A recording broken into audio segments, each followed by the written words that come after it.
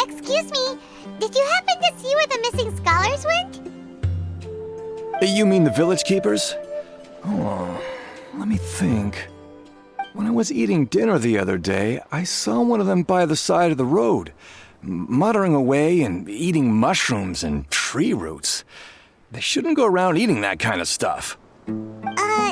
Okay. Did you notice anything else? Anything else? No, I think that's all I have to tell you. Sorry.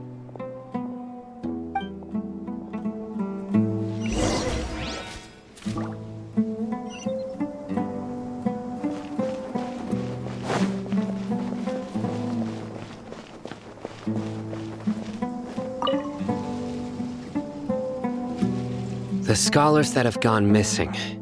Have you seen them? Those eyes. Those fierce eyes. You look like a real fighter. Don't change the subject. Right. You were asking about the the mad scholars. I think it's been a few days since I last saw them.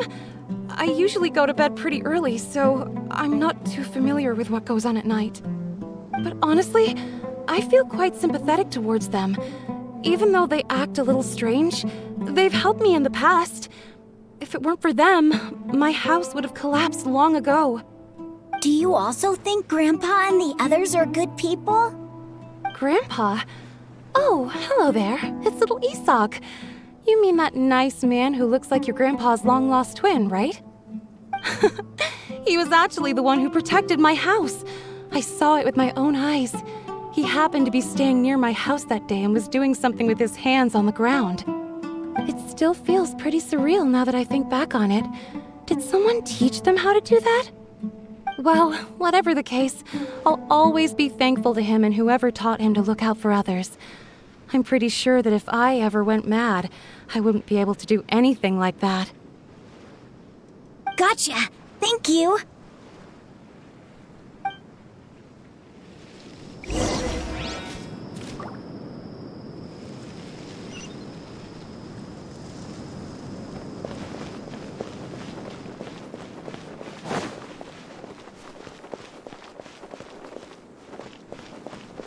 Stay safe. Don't get hurt.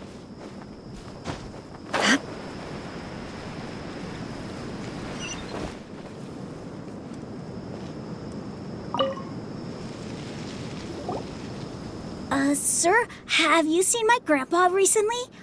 You know, the one who likes to sit and space out near the village entrance. Oh, well, if it isn't Isak. Oh, your grandpa, huh? It's been a while. The last time I saw him, he was spacing out by the road as usual. I went and asked him if he'd like any of the food I had prepared, despite my wife's protests. Like many people, she's really quite terrified of them. And speaking of my wife, she's still always complaining about how I don't make enough mora. That might explain why she's always mad at me. Oh, thank you. Thank you for taking care of him. It was nothing. You're looking for him, right? Did he go for a walk and get lost? Yeah. That's no good. Well, once you found him, come by my place again and I'll cook a little something for the both of you. I've known you since you were very young, so as far as I'm concerned, you're family. Please feel free to come by anytime. Wow, what a nice guy. Okay, thank you, sir. Huh? Don't say anything for now.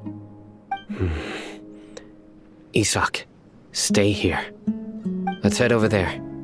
Stay quiet as you move.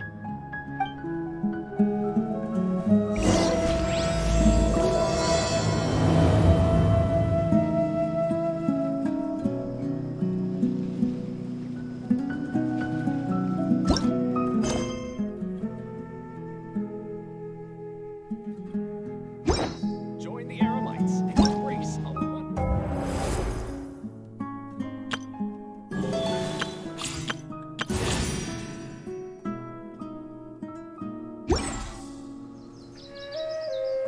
It's okay. Don't worry. Thank you. And sorry.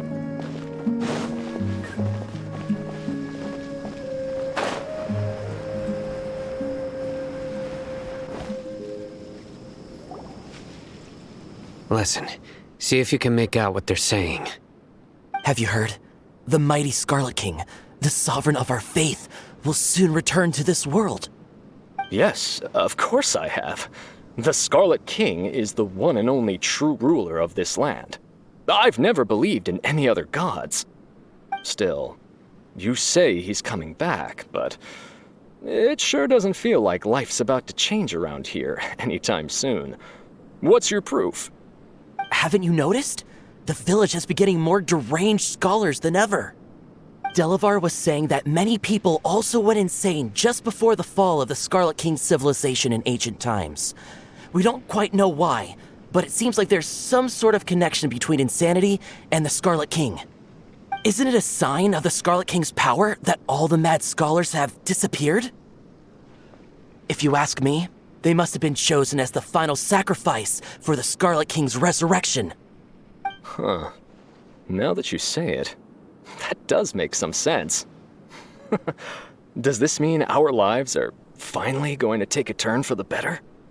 Exactly. Those city folks will get what's coming to them. Now, repeat everything you've just said from the very beginning. Huh? Who are you? Where did you come from? My patience is running thin. You heard what I asked.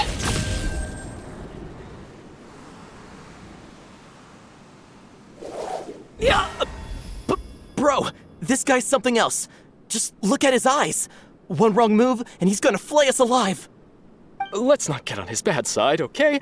I am no match for this guy. Oh, okay, good sir. What is it you would like to know? Tell me about the Scarlet King's resurrection. Well, I only know a few things from hearsay. I went for a drink the other day and heard others talking about a rumor that the madmen will disappear and that the Scarlet King will return to this land. I'm not making this up, I swear! Hey, go on. Keep talking. It's true. It's all true, sir. We desert folk have had more than enough of those people at the academia. They keep sending us all their mad scholars and won't let us have a good life. Would you want to live like this if you were in our place? The radicals were even more thrilled than me when they heard the news. We're all praying for the Scarlet King's speedy return. Delavar also said that once the Scarlet King returns to our side, it's only a matter of time before we conquer the land on the other side of the wall. They're all willing to serve under the Scarlet King and fight for a share of the glory. Is that so? Seems like he still wants to know more. Keep talking. Got it. At first, I told myself it was just the drink talking, but then all the mad scholars vanished without a trace, just as the rumors said. Please don't beat me up just for mentioning these rumors. If I'm guilty, then everyone else around here is also guilty. I'm just saying what the others said. The people here really like the Scarlet King, but dislike the Dendro Archon. Where is this radical person you talked about? I haven't run into him over the past few days, so he probably hasn't been around the village. What about you, man? Have you seen him at all? No, not at all. We wouldn't dare lie to you. He's really not here right now. Sounds like you're not too close with the radicals. No, of course not. All we know are their names. I have many ways to stop you from talking, and many others to stop you from sending warning messages. So you'd best just stay home and hope I don't hear of you trying to contact anybody. Don't do anything until I've gotten to the bottom of this. Try something foolish, and even Candace won't be able to protect you. Yes, got it. We'll do just as you say. That scared Paimon half to death. Sino is pretty terrifying. He didn't try to reassure us at all. It's like he's used to hearing that. Oh, Paimon bets lots of people have told him that before. I heard that. Sorry.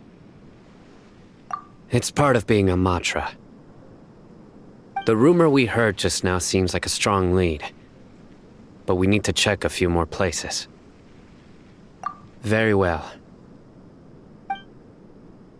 Isak! I'm here. Where's your grandpa's house? Well, I can take you there. Just follow me.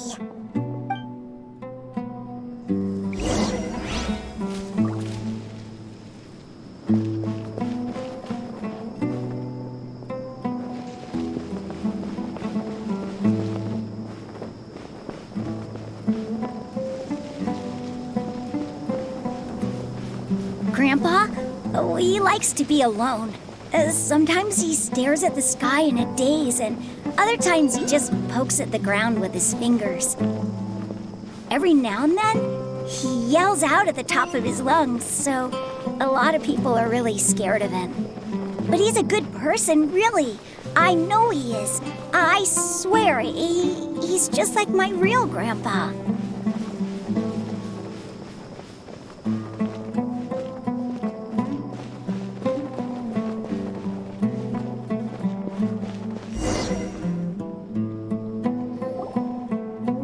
This is where Grandpa usually stays. There sure isn't much here. No. Incense? Please don't say it's the same one as before. But are you okay? Are getting dizzy or need to lie down? There's a scent that you can sense, but I can't.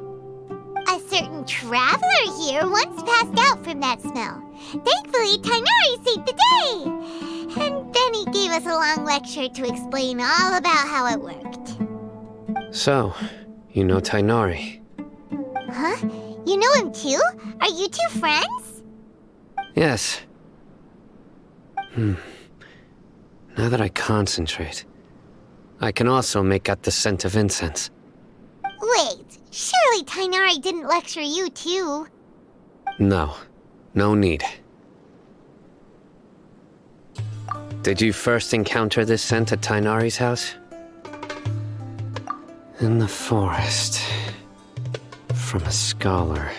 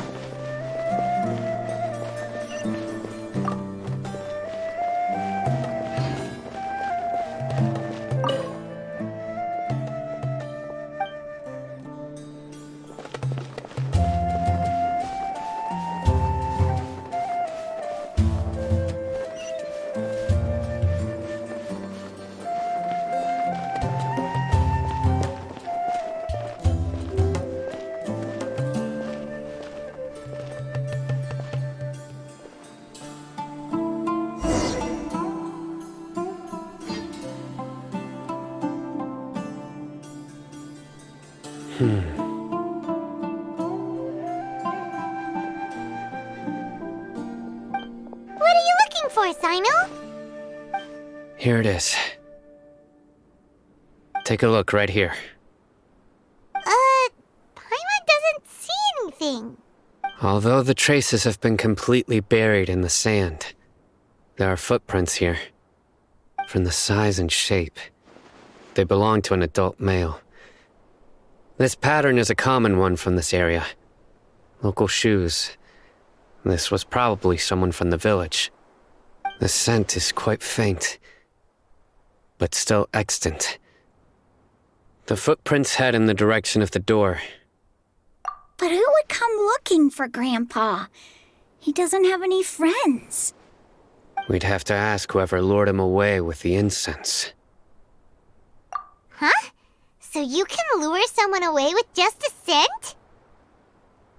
Hey! What's wrong with liking good food? Everyone's got something they love in life. Exactly. Most scholars are fond of incense, since the smell supposedly helps them clear their minds and discover new knowledge. Even deep within the clutches of madness, they still yearn for their knowledge-seeking days, and will follow the scent whenever it presents itself. No, Grandpa. So, someone's taking advantage of their weakness? Huh. Still, why would anyone want to abduct all the scholars? Are the rumors really true? Could the disappearance of all the mad scholars have something to do with the radicals? It's highly likely. Please, you have to save my Grandpa.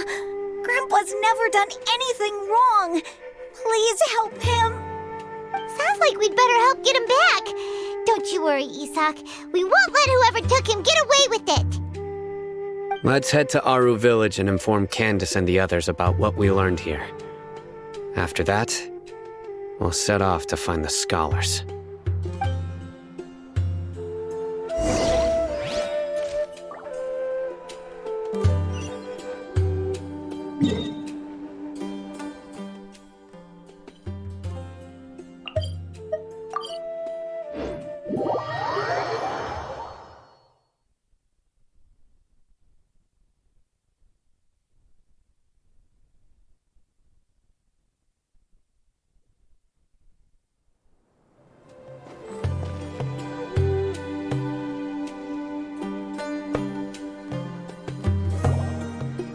Right. The darker fabric definitely looks a lot better. That'd be my choice, too. We're back, Candace! We've got a lot to tell you. Ah, welcome back. Sounds like everyone's friends already. Oh, Dia's here too! You bet. So, everything goes smoothly? Reasonably. Alhaitham didn't go with you? We haven't seen him at all. Huh. I saw him around the village entrance earlier and figured he was investigating with you. I guess he must have gone off on his own. Did you find out anything useful?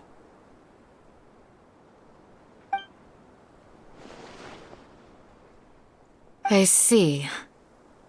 So someone used a kind of incense to lead the exiled scholars away from the village.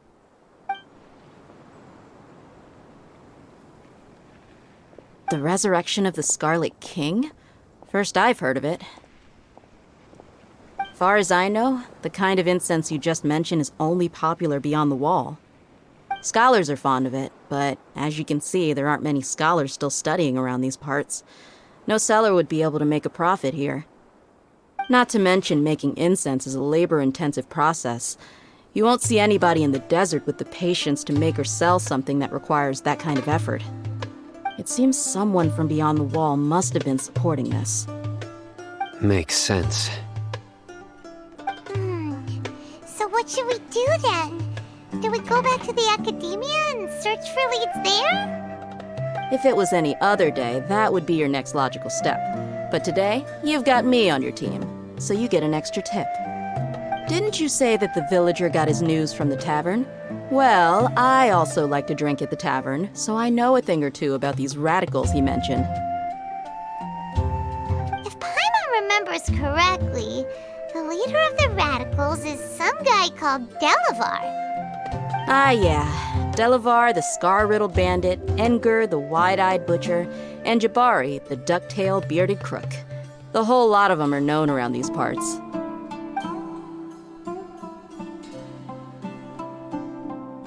These guys have one thing in common, and that's being broke. The rougher life gets, the more they want to believe in the Scarlet King. Way they see it, the Scarlet King's resurrection is their only chance at overthrowing the academia. Throwing all of Sumeru into chaos is the only way to change the way of life here in the desert. Anyway, that's my guess why they've chosen to become radicals. Tia! You're amazing! You really know this place inside and out!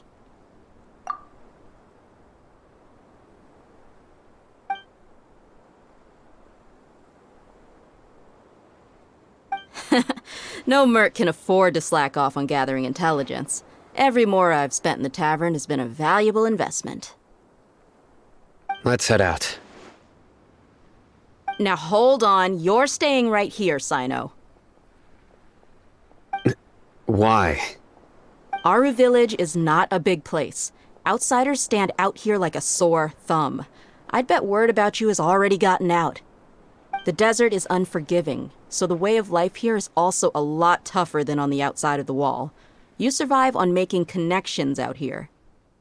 Compared to you, mercs like me are just third-rate amateurs. I've got no actual fighting skills to speak of. But that also makes it a whole lot easier for me to gain the locals' trust. I need to go around and ask some questions, but it'll be difficult if you're with me. Fine.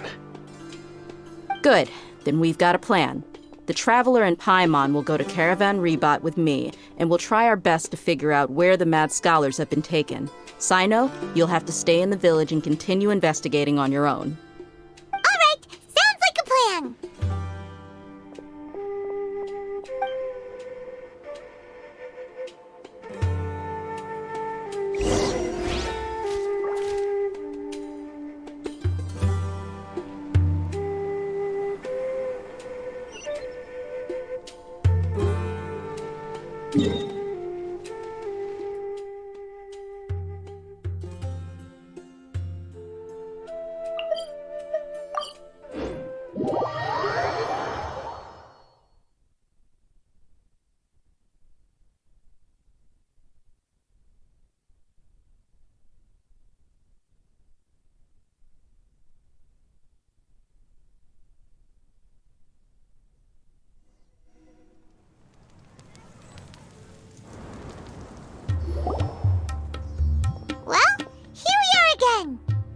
Sounds like you're starting to get familiar with the area. Paimon's amazed every time we see the wall of Samiel. How can a wall this tall even exist? It's almost unreal. I know what you mean. I had the same question every time I walked this way when I was a kid. Also, why is this high wall here? And can a wall really block sandstorms?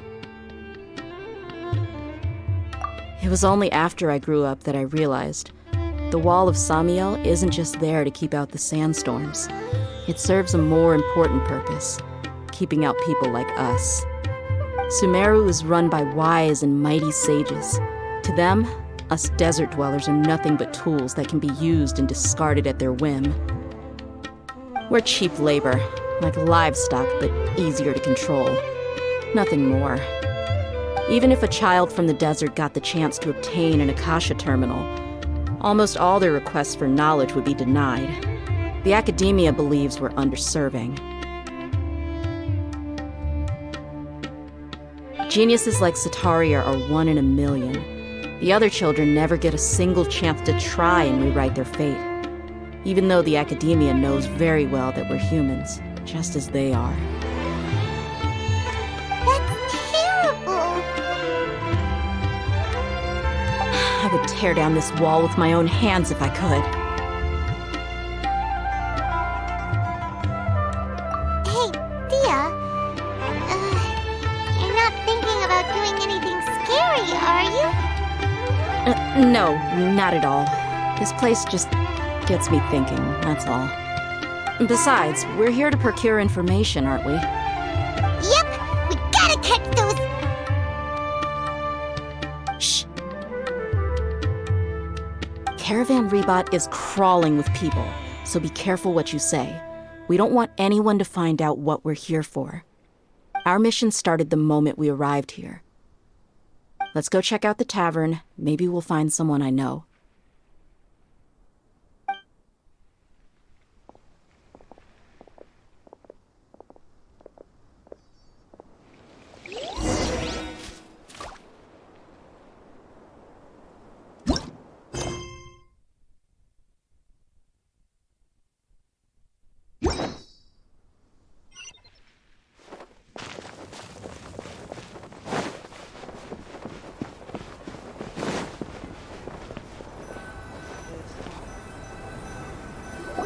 Just our luck. None of them are here today. You mean, you don't see anyone you know? Dia, is that you? What a coincidence. You here for a drink too? Zaki. Finally, a friendly face. Oh, and who do you have with you here? Guests from another land? Hello! I'm Zaki. Dia's, how would you put it? Drinking buddy? We've had drinks together a few times. You could say we go back a ways. Anyway, as far as my friends here, they aren't too shabby, are they? You rarely see any Outlanders so friendly and respectful nowadays. Absolutely. Much better than those people on the other side of the wall. So, Dia, are you looking for someone? Yeah. Have you seen Enger, Delavar, or Jabari recently? Of course I have. Matter of fact, we were all here drinking together just a few days ago. I've got a spice trading deal from another nation. I thought maybe Delavar and his friends might be interested. Know where I could find him? Ah, how thoughtful of you. Then I assume you also know that Delavar's been having a hard time making ends meet these days, so you came here to help him out? Hey, keep it down. Let's just say I prefer to keep this deal a secret. Y'all at Caravan Rebot are like family. If there's more to be made, why not do it together? Besides, Delavar and his friends have muscle. They'd be a good fit for escorting the goods.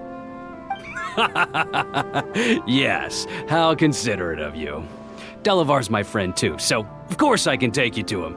Come with me.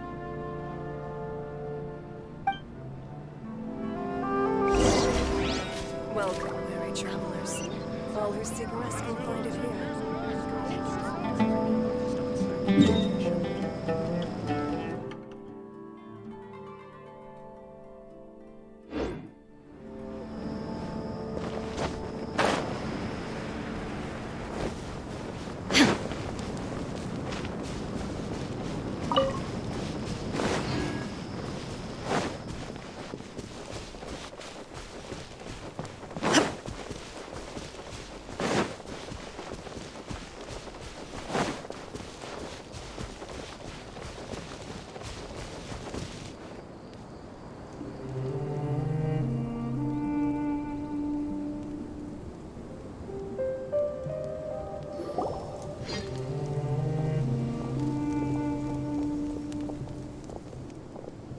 Are we there yet? Yep, this is the place. This place is practically deserted. What are they doing in a place like this?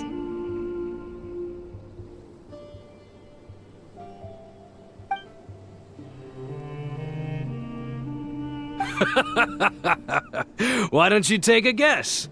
Go on, a wild stab in the dark. You're like lambs to the slaughter. It's an ambush! What's this all about, Zaki? Come on, Dia. You really think we didn't hear about what you said back in Aru village? The boys have kept a close eye on you from the moment you set foot there.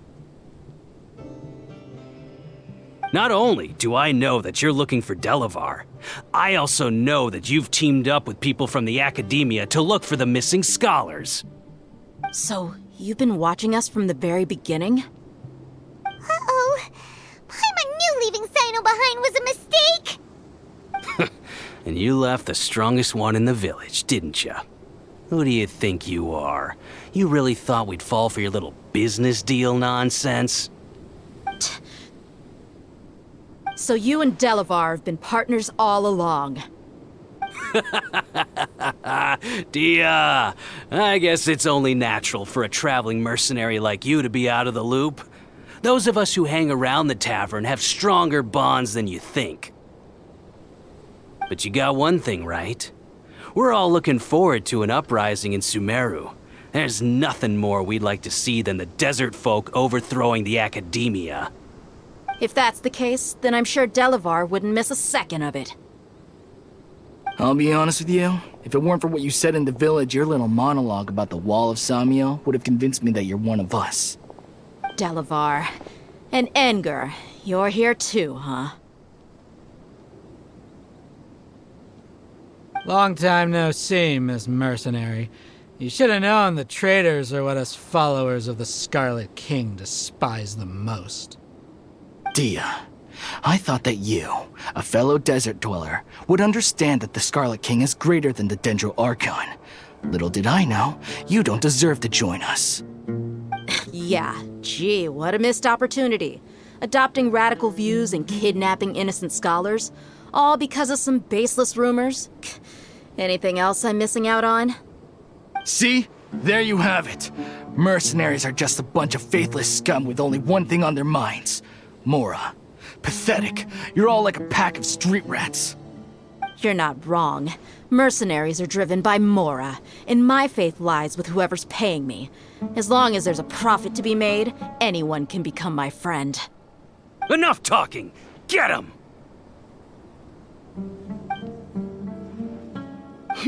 Just as I expected. Let's teach him a lesson, traveler.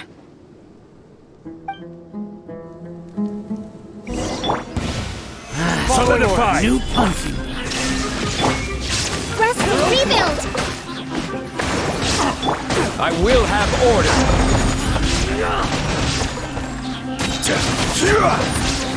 Stabilize!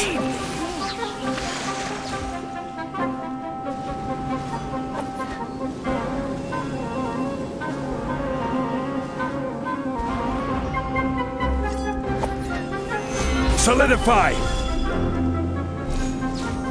This is order!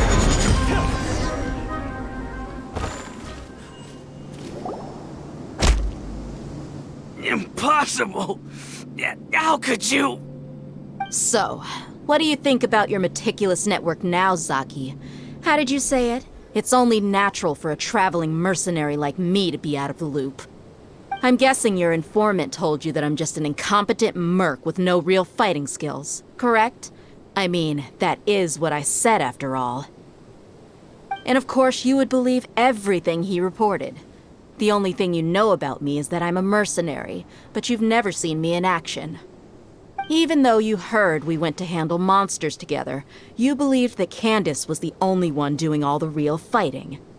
That so-called Flame Mane is just a fraud. She admitted it herself. She just uses her connections to gain the trust of others. That's what you thought, right? Ugh. You lied in the village because you figured that we'd have people watching you. And you were stupid enough to fall for it. I figured as much the first time we drank together. You all thought you were so smart. Pathetic. Okay, that should be all of them. Whoa! So you've been planning this since we were in Aru Village? No task can be done without preparation. I just happened to notice a couple suspicious-looking people while you were out investigating. Oh, but instead of catching them right away, you let them report back! Those two who were snooping around were just a couple small fries. If we want to get the real catch, we have to be patient and give it some time. Oh, you mean the funny name she mentioned back in Uncle Ampu's house? The wide-eyed butcher, scar-riddled bandit, Paimon can't remember them all. That's just a bunch of drunk talk. Edgar and Delavar like to talk themselves up when they're drinking. Edgar, the wide-eyed butcher, and Delavar, the scar-riddled bandit, are the nicknames they came up with for themselves. Alcohol has a way of making people share what they really think. So Edgar and Delavar are always rambling in the tavern about how the Scarlet King is a superior deity. What about Zaki? He's just a numbskull who fell right into our trap. Zaki was probably the best hidden of them all. My initial plan was to find Delavar first, and then try to track him down.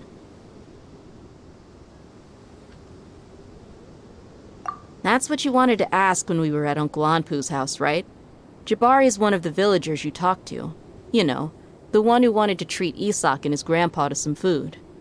Wait, so he's a radical too? No, he isn't. I just needed to tack on a random villager name to make the eavesdropper think that I was making some wild guesses based on my impressions. Wow, what a genius idea! Well, that's an expert mercenary for ya. Ah, you're too kind. It was straight from the usual playbook, if I'm honest. So, that thing you were saying before, is it really true? About what? About how mercenaries only care about Mora, and that anyone's a friend as long as there's a profit. Does that bother you? What makes you so sure? Dia, do you dislike the Dendro Archon like the other desert folk? You two are pretty sharp. No, I don't have anything against the Dendro Archon. I've heard a lot of nice things about the Lesser Lord from Dunyarzad. I can understand her devotion and gratitude. Dunyarzad's just an ordinary person. There's no way a god would be so involved in the lives of everyday people, unless they were truly compassionate. I've begun to realize that the sages are behind everything that's happened recently. The radicals' blind belief in the Scarlet King, making the Dendro Archon out to be an enemy. It's all the academia's trickery. But I see through it all. And unlike them, I can never be hostile towards anyone who's never done anything wrong. Dia.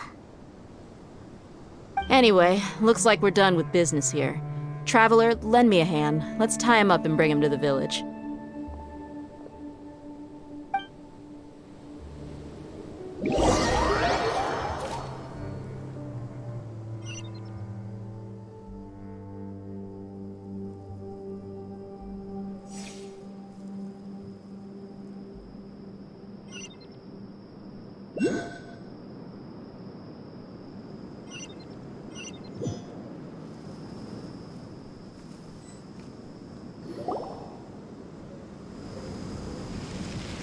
This should be all of them.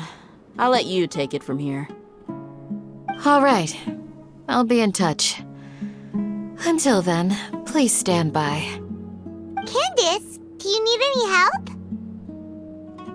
Candace will be okay on her own.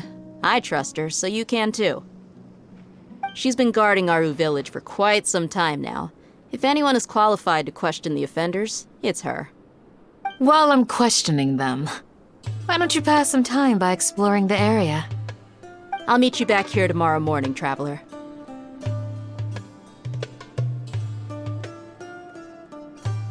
As for these idiots, let's just hope they live to see another day.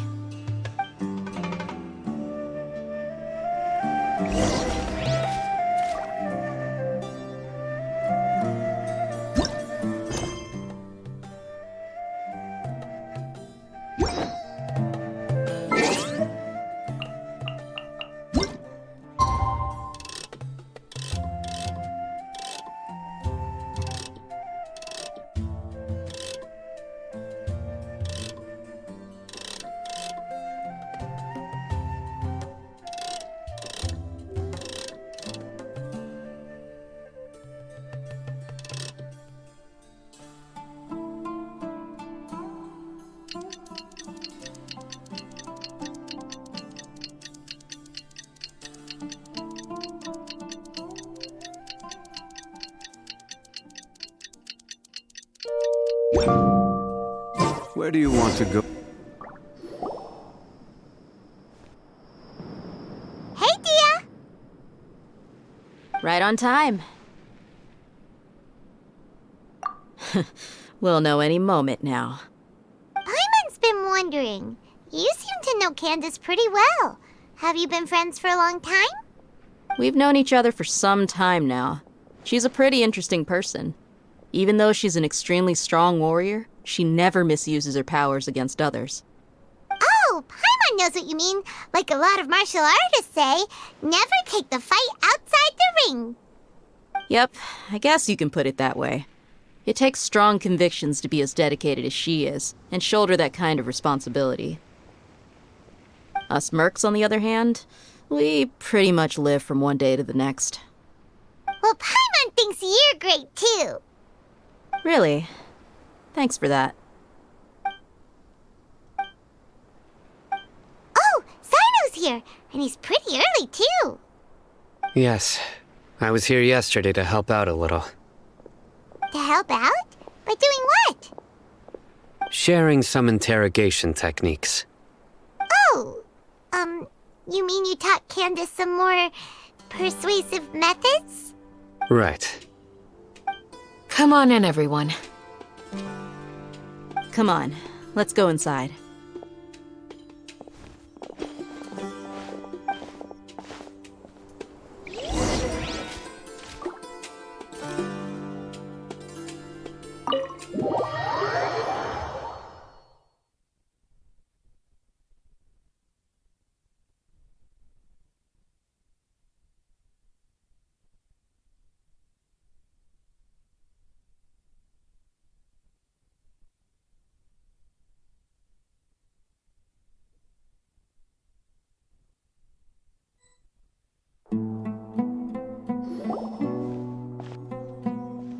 Candace, where?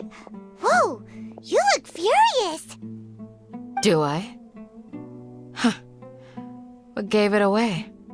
Oh, there's no mask that can hide true bloodlust. Cover up your eyes, and it'll still show itself at the corners of your mouth. Perhaps I need to work on my composure. Still, it's perfectly understandable why I'm angry. I'm sure everyone present would agree. Yes, ma'am. Please, don't beat us anymore. We're gonna die. Well, looks like Sino taught her well. You fear death yourselves, yet you do not hesitate to place the lives of others at risk. The absurdity is mind-boggling. The ones you call mad scholars are known to us as the Village Keepers. They are vital members of our community, and some even count them as family. You come here, to my village, and you treat my people as nothing more than stepping stones towards your goal. Tell me, what would you do to you in my position? Mercy! Please have mercy! You've made your bed. We may both be desert dwellers, but there is one thing that I understand better than you. The resurrection of the Scarlet King will only result in war. And war serves no one. The people of Aru Village care little about which god is in power. Life may be tough, and tiring, but we wish to preserve our way of life. A war would only cause us to lose all that we have. And that is not a responsibility that you can afford to shoulder. We understand. We're sorry. I'll tell you everything I know. Please, just let us go. I'm listening. You might not believe this, but it wasn't us who came up with this idea.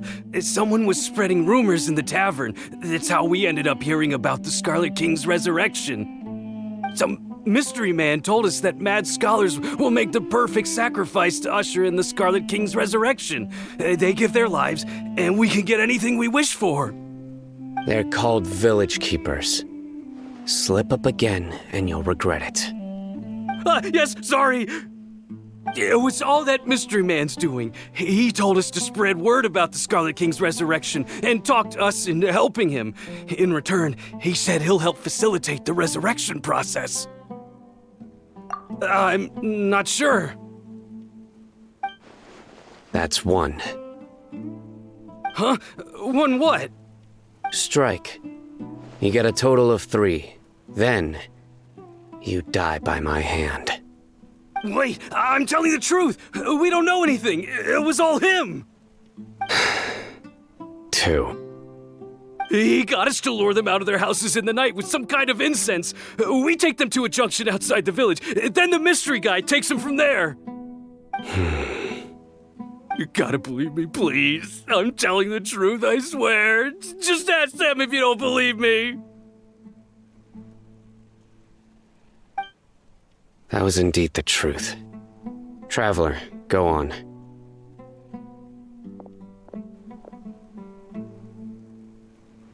You have to believe me. If I knew that, I would have told you his name right away. I'm not risking another beating to keep his secrets. No way.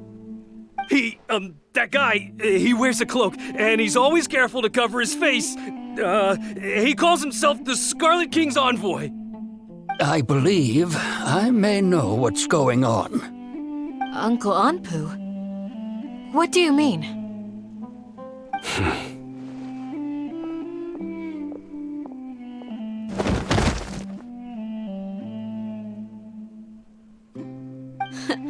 Smooth. Okay, speak. If my suspicions are correct, this mystery man they speak of could be from the academia. Some time ago, people from the academia attempted to take the village keepers away. I refused, insisting that they are part of our community. It strikes me now that this secretive character shares the same goal they had. Which means it's highly likely that the academia was purposely spreading a false rumor to trick the radicals into delivering the village keepers right into their hands. They were the ones who brought them here to begin with. Now they're trying to take them back? We aren't gonna let that happen. Not the academia again. Just as I thought. But what could they want with the village keepers? People are nothing but tools in the eyes of the academia. A change in their plans likely means they found another way to exploit the scholars. Regardless, our top priority now is locating the village keepers. You're right. Isaka's still waiting for news on his grandpa. Time to go. Let's leave the village and try to track them down. Yes. Pack up and get ready to leave. You got it. Candace, I'll let you deal with the radicals. Leave everything outside the village to us. All right. Let's meet back here once everyone's ready.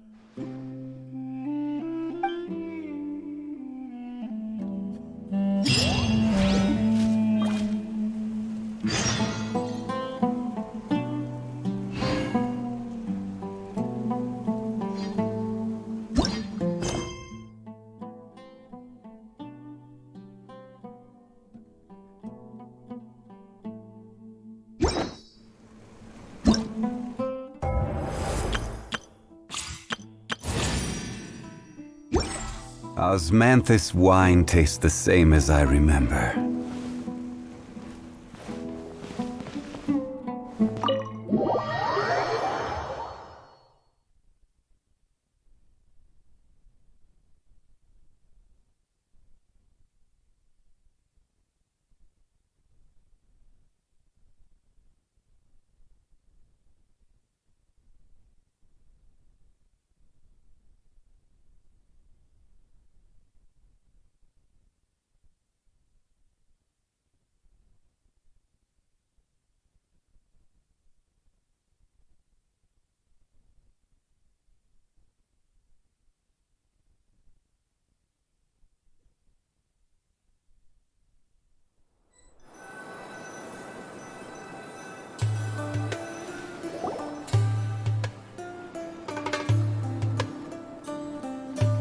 Let's get some food in us and then we'll... Whoa! Where did you come from? Well, as you can see, I am merely sitting here and reviewing what we have deduced thus far. You were gone for ages! And now you're suddenly sitting here musing to yourself? Where have you been anyway? Hey, what's with the silence? You never think things through before asking questions. I'm giving you some time to make up for that. Paimon's so mad! Paimon's gonna give you an ugly nickname!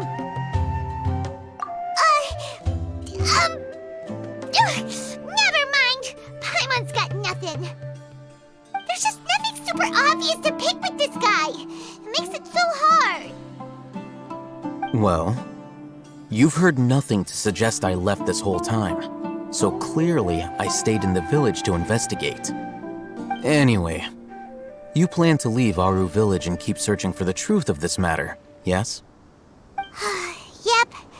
We're not gonna find out anything more by staying here, so we thought that we might as well take the search elsewhere.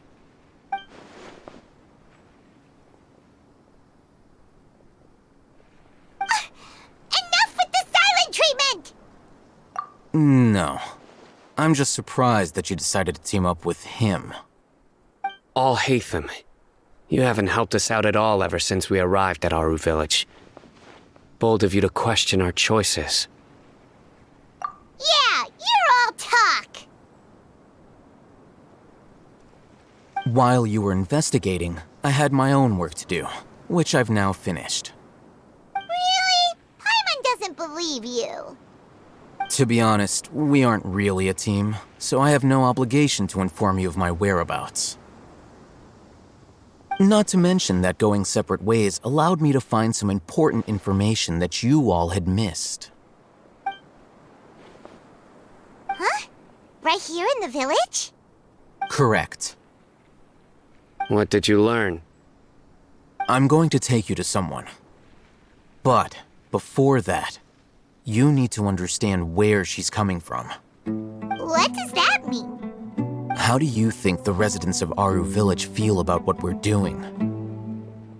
In other words, do you truly believe every single word the villagers tell us?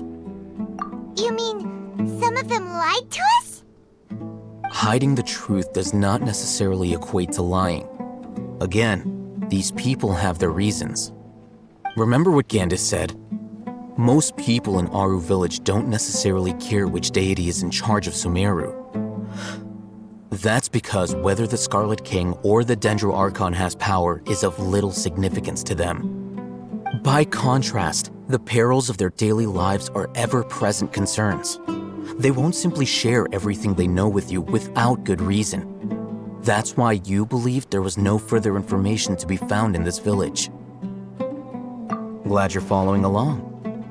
Among those you have talked to, there's someone who was consciously keeping you out of the loop. In fact, she's been observing your every move since you arrived.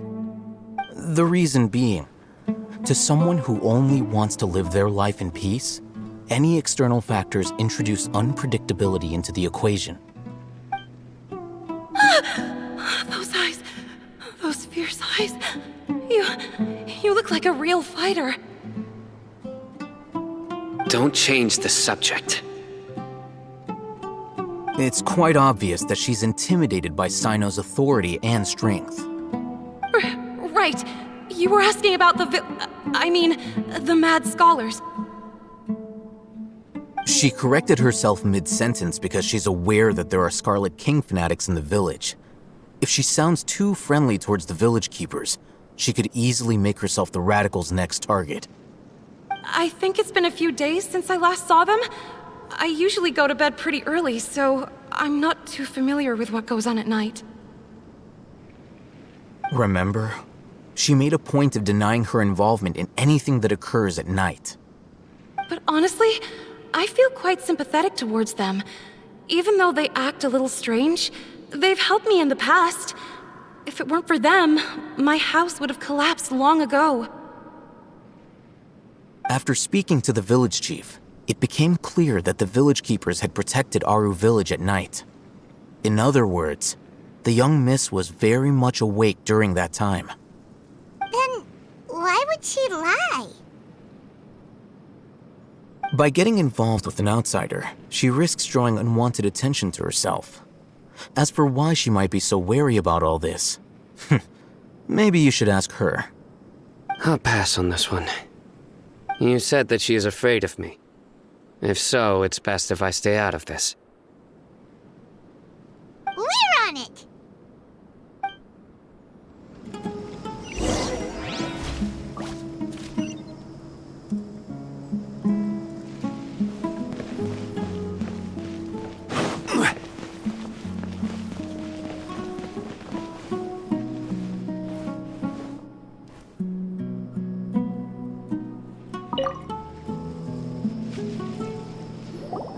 Miss Shawnee, as we discussed earlier, I've brought someone with me.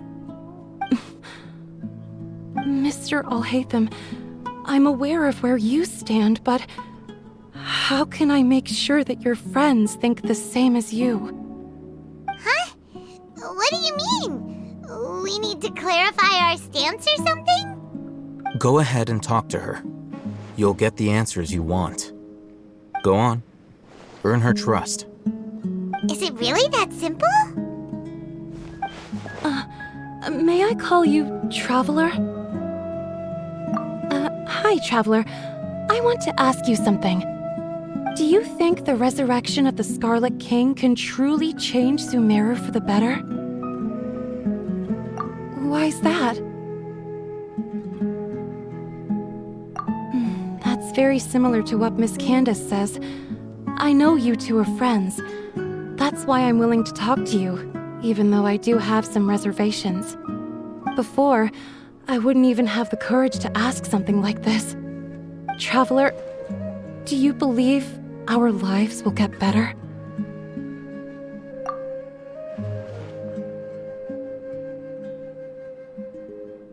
Yeah! We came here from another nation, so it isn't wrong of you to be weary. And we aren't really residents of any one nation.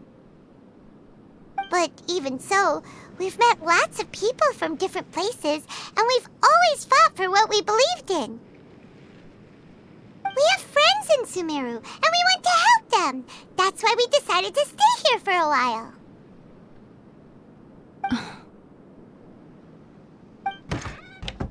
I want to trust you. My apologies for posing my questions like that. To be honest, I didn't expect you to come back for more information. Alhaitham told us you have your reasons. It's okay. We understand. The fact is that only one side of my family is desert folk. I don't really fit in anywhere in Sumeru. Some believe in the Dendro Archon, while others believe in the Scarlet King. I don't belong to either side, and neither side would want me. Speaking of which, the Radicals mentioned that they despise traitors. Do they just think that anyone who's different from them is a traitor? Yeah. Some people can be so narrow-minded when it comes to bloodline and beliefs. It makes no difference what I say or how I behave. I'll always be suspected of having ulterior motives. Slowly, I just stopped talking to people. I pretended not to hear or see anything. All I want is to live my life in peace. And then it happened. The village keepers who had helped me disappeared with no explanation, and I didn't dare breathe a word about it to anyone. Until now. You can tell them. I'm sure she'll keep your secret. All right. I'll tell you what I told Alhaitham. I actually have a sharper sense of hearing than most. Sometimes, I hear strange crying sounds in the night. There are ghosts? Perhaps. I'm not sure. It's faint, but it's definitely the sound of crying. It comes from far away in the distance, and always carries very raw emotion. It used to be louder and more frequent, but ever since you arrived in the village, it doesn't seem to happen as often, and when it does, it's much quieter. I have to focus really hard to make it out. I confirmed this with the guards on night duty. They also have someone with a good ear, and he's heard similar sounds at night. But, because we're in the middle of a desert, he would rather believe that they are the cries of beasts than ghosts. There's really nothing around these parts, except for an old hospital not far from the village. I think they used to use it for treating Elazar, but it's been abandoned for years. Yeah, let's go!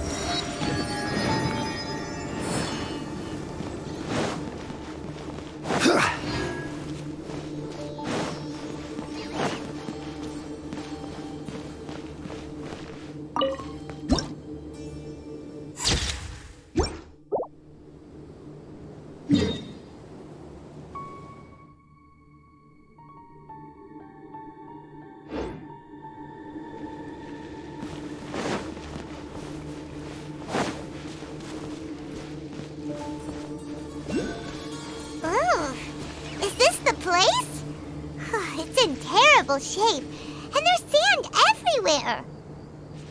Empty and forgotten. An ideal place to hide people.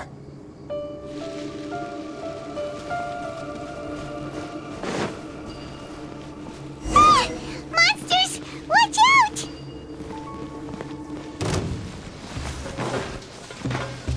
Stabilize! There is no escape! Now you shall perish!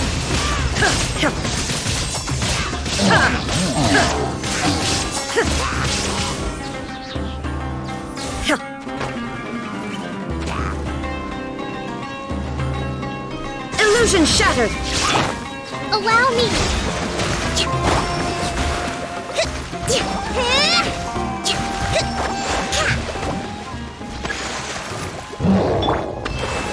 Gather! Order guide you! There is no escape! I'm going in! Hold the line! Billowing surge!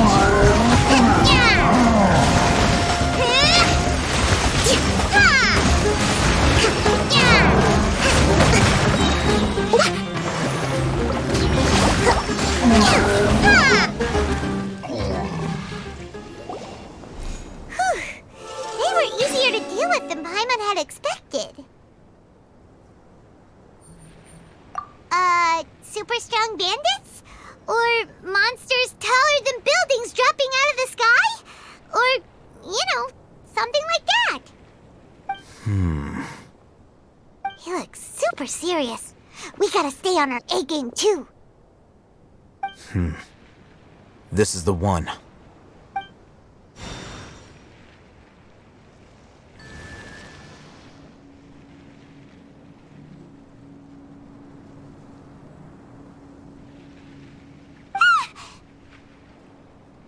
Let's go in and take a look.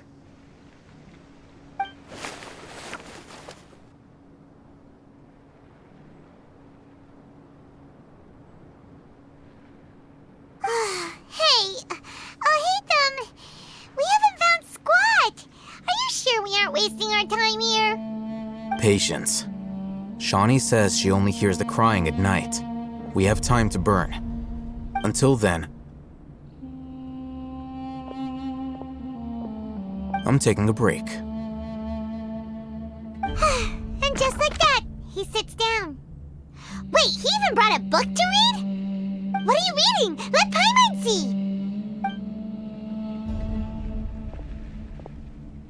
Okay, sure. Huh?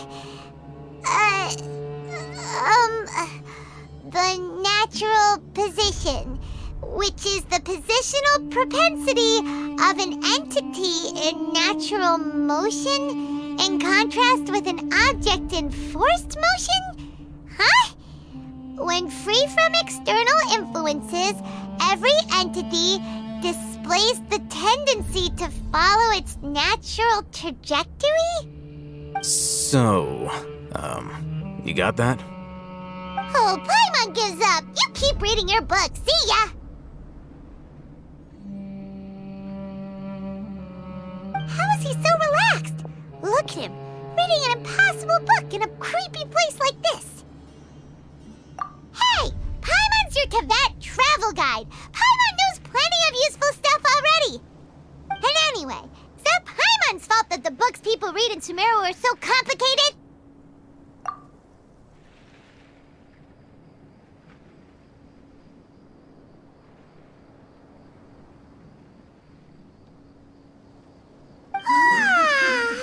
Paimon's getting so sleepy.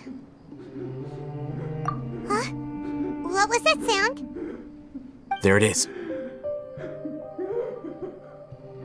It's coming from that direction.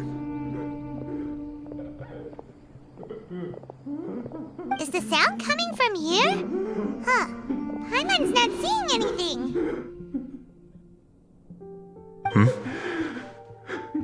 It's from below. But there's no way we can get down there.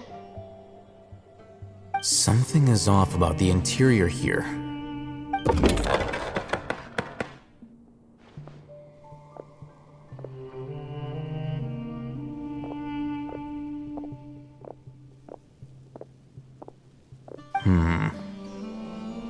As I thought, there's a hidden structure. Wow. It's like they tucked another hospital into this one. Oh, it looks like there are other mechanisms around here. Let's keep exploring.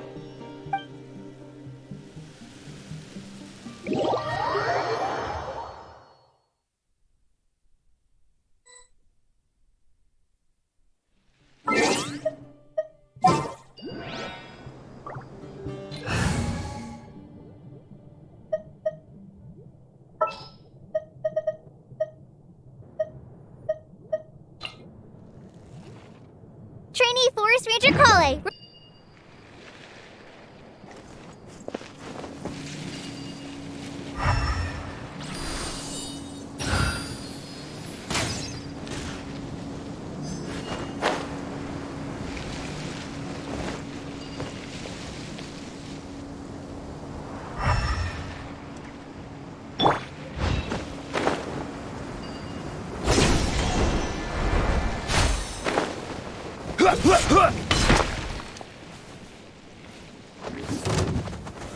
Stabilize! I will have order! Illusion shattered! Teamwork is dreamwork! Inazuma shines eternal! Ha! You're Shine down! Get out of here! Out of the way! Why do they never miss? This is order. Gather! Let's light it up! Everybody stand back! Yeah!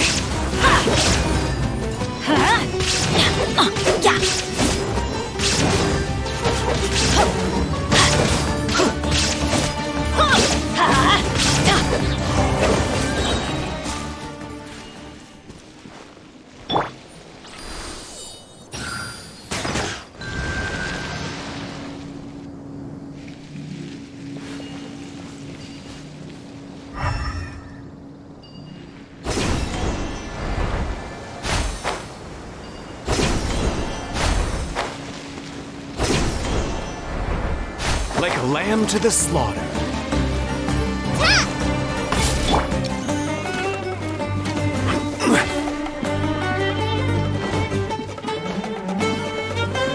Stabilize! There is no escape! I'm going in!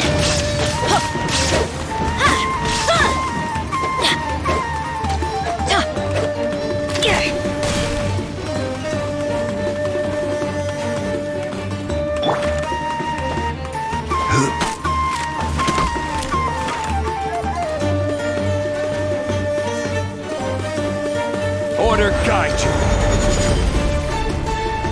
Solidify. I'll be back.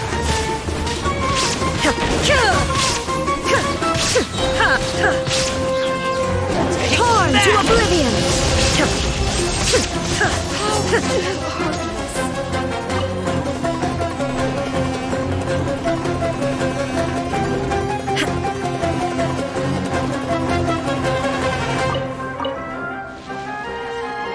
Shine down!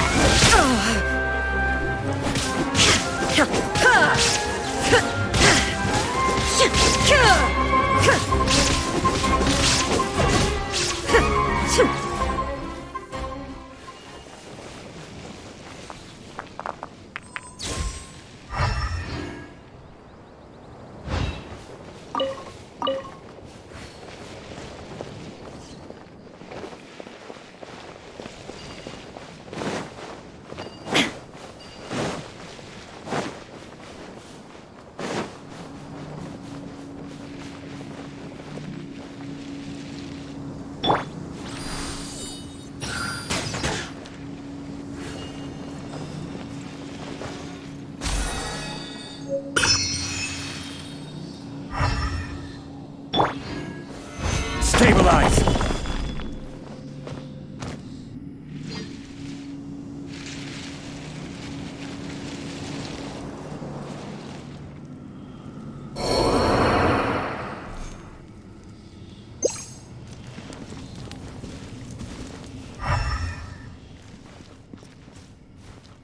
Let's light it up!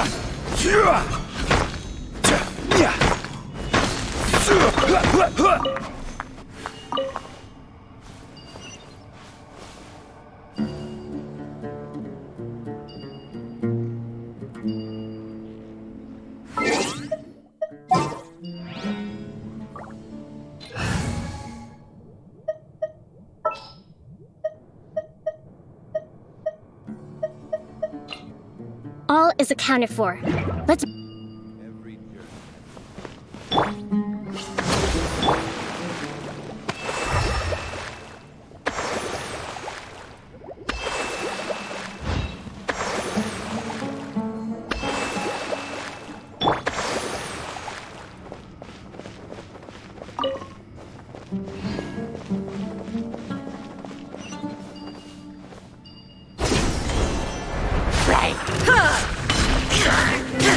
There is no escape!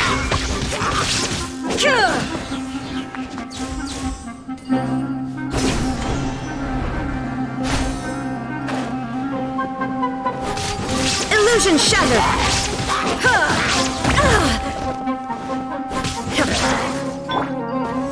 Gather!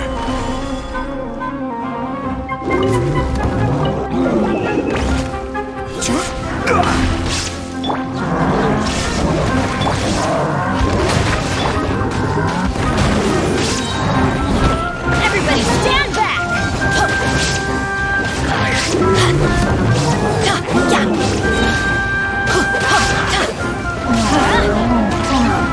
Adventure time! I'm going in! Let's light it up! I will have order.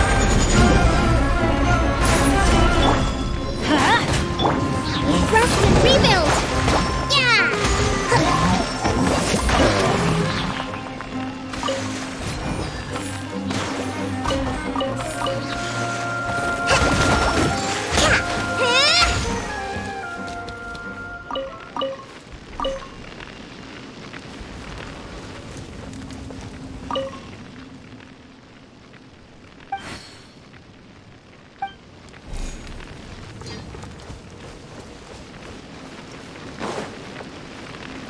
Let's move out. Stabilize.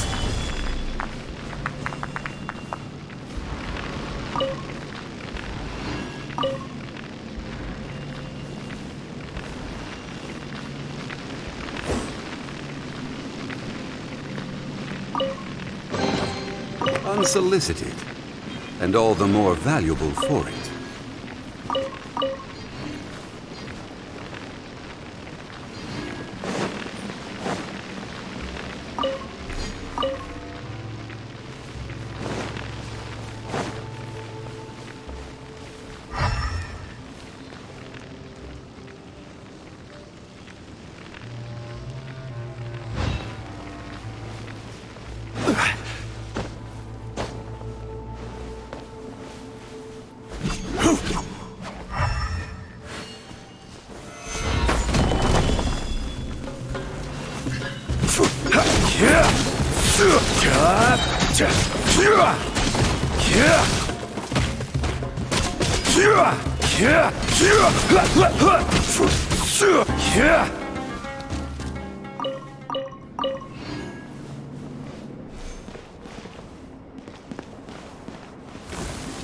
Order guide you.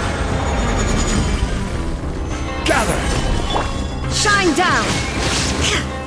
Inazuma shines eternal!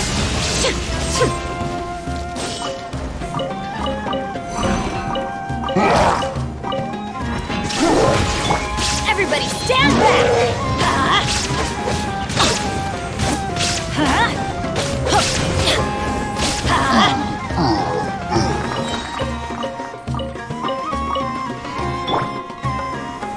Stabilize.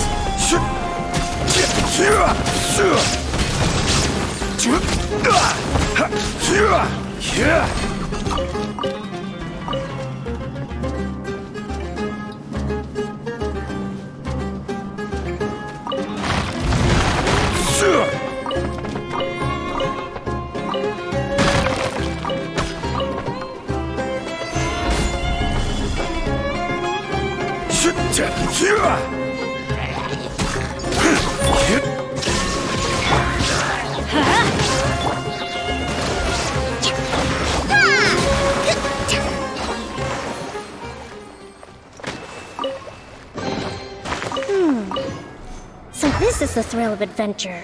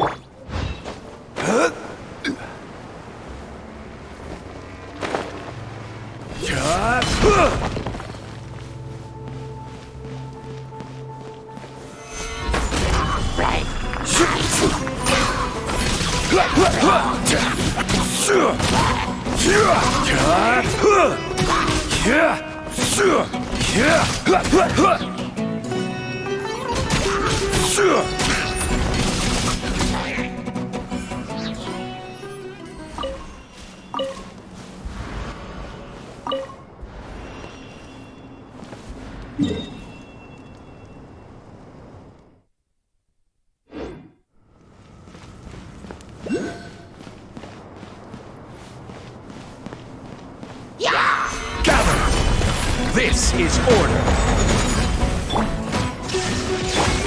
Allow me!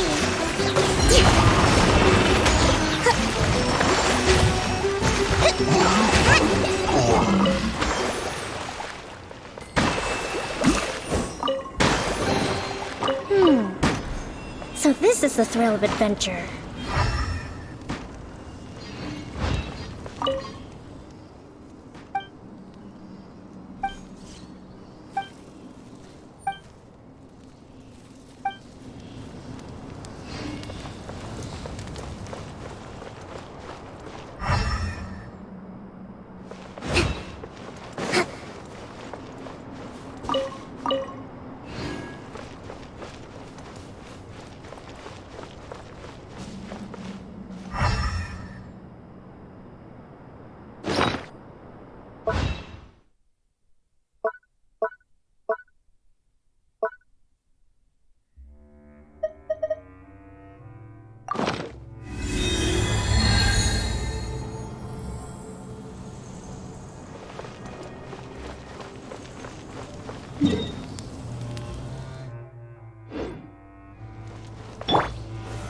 Solidify!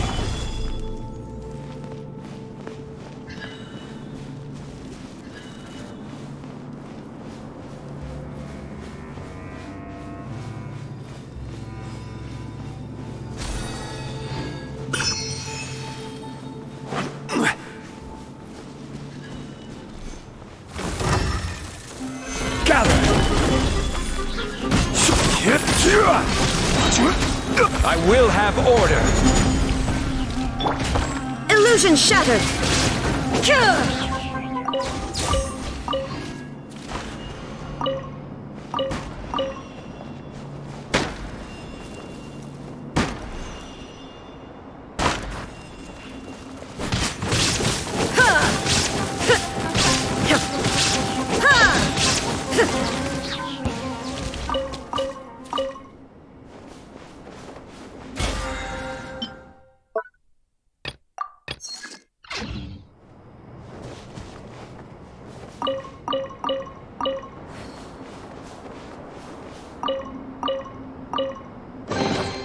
But a momentary distraction.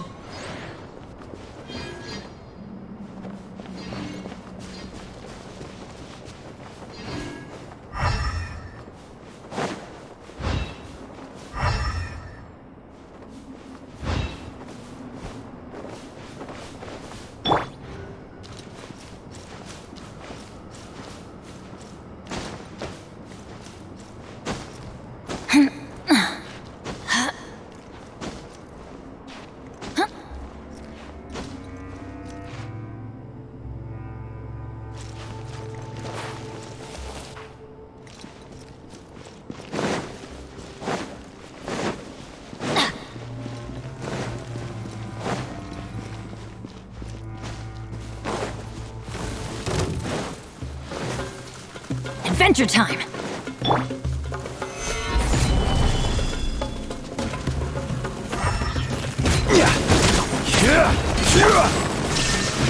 Now you shall perish!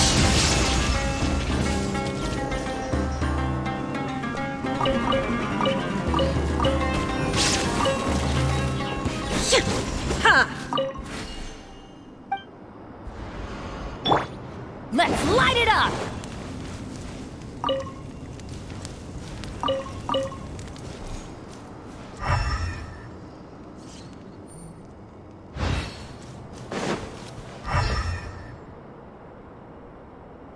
Adventure time!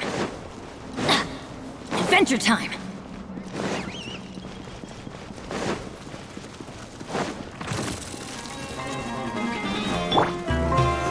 Solidify! Shine down! Rest and rebuild!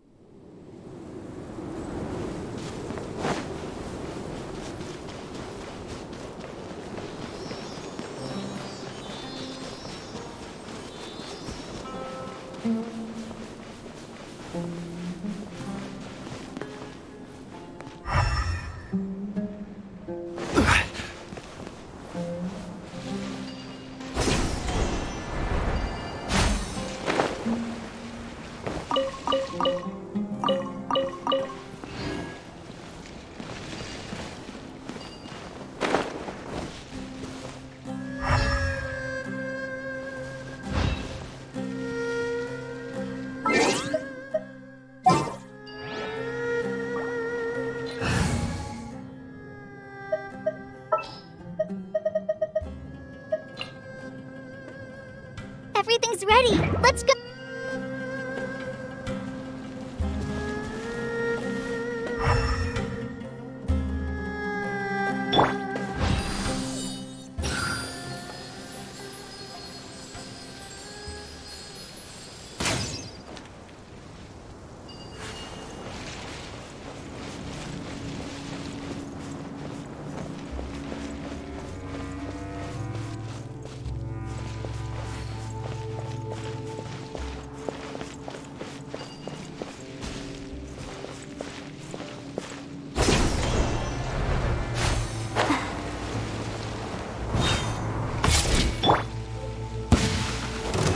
Stabilize! This is order! Just like we rehearsed!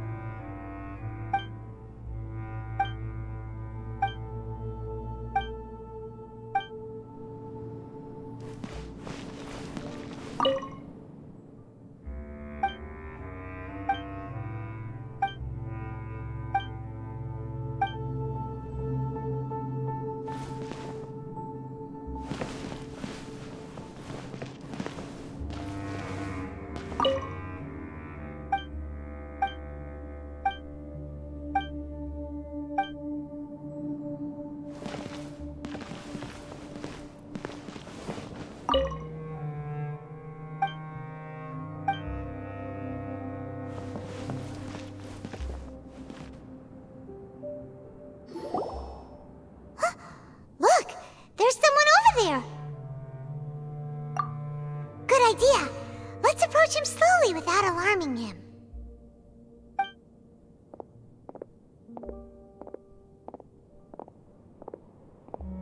Wait.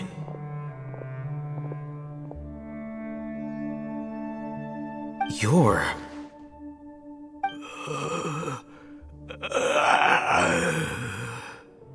He can't speak, and his eyes are unfocused.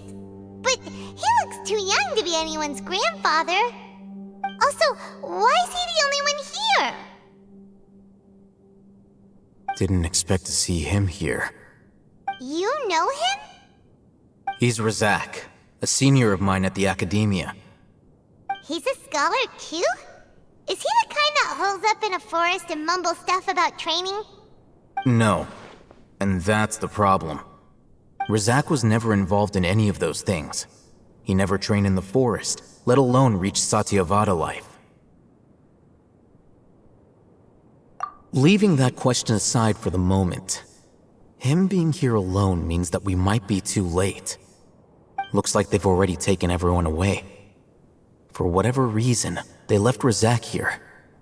Perhaps they simply didn't have time to come back for him. There are drag marks on the ground. They're clearer by the doorway. Someone was forcefully drawing a cart that was loaded with something heavy. Loaded with people? That is one possibility. It looks like they were in a hurry, as if they were afraid of being caught. In their haste, they failed to notice Razak hiding in a corner.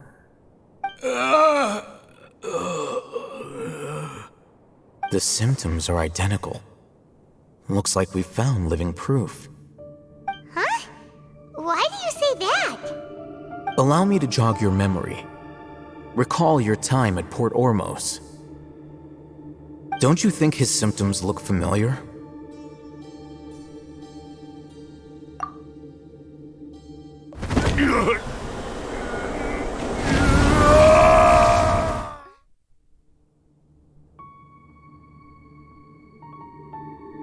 Oh, now that you mention it, they're acting the same way. Correct. The Academia is behind all of this. It isn't difficult to deduce their rationale. First, the Academia spread a false rumor of the Scarlet King's resurrection, emphasizing the role of the village keepers, the mad scholars who were exiled to Aru village. These rumors were all the persuasion that the radicals needed, and those based in Aru village leapt into action. Unbeknownst to them, of course, through rounding up the scholars, they were actually helping the Academia. As well as being able to exploit the radicals for their own ends, this scheme has one further advantage to the Academia. All the risks and responsibilities are offloaded onto the Scarlet King's followers. Life for the desert dwellers has been brutal ever since the Scarlet King's death all those years ago. Beneath the surface, feelings of desperation are widespread. Many would give everything they have for the prospect of something better. Anyone looking to exploit that for their own ends simply needs to make a few empty promises. Even if complications arise, people will see that those involved are all followers of the Scarlet King and look for no further explanation than differences of belief. A deep-seated mistrust of the desert and everyone in it by the rest of Sumeru will make sure of that. The notion of an Academia plot wouldn't even cross their minds. It may seem like a simple strategy, but it is able to work wonders under Sumeru's current circumstances. Oh, that makes a lot of sense. It's in line with the village chief's theory, too. But there's still one very important question. Wasn't it the Academia that brought the scholars to Aru village in the first place? Why does it want them back now? Throughout this process, one thing has changed. The scholars' identity. First, they were scholars. Then, they became lunatics. After that, they were exiles. And finally, they become missing persons. An exile is still patently a living, breathing human being. But when someone becomes a missing person, that is brought into question. If you can't find someone, you have no way of knowing what exactly happened to them. That makes missing people an ideal resource. Resource? For what exactly? One possibility is that the information in their brains could be extracted into knowledge capsules. Extracted? You mean canned knowledge comes from people's brains? With the technology of the Sumeru Academia, it's entirely possible. Perhaps the process caused them great suffering, which is why they cry out in the dead of night when no one is watching them. So, the human brain... Nope, nah, Paimon doesn't want to think about this. I'm the Academia scribe, after all. I'm familiar with their projects. Anyway, judging by Razak's state, the contents of a divine knowledge capsule were extracted from his mind, but something went wrong in the process. Or perhaps his curiosity got the better of him, and he used such a capsule for himself. Paimon's a little confused. Can they just use anyone's brain?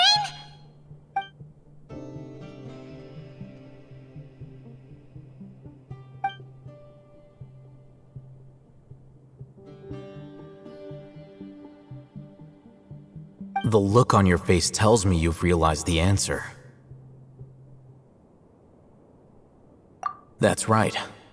To some scholars, gaining knowledge about the gods is their entire life's pursuit. Extracting canned knowledge is just one of the extreme measures they turn to.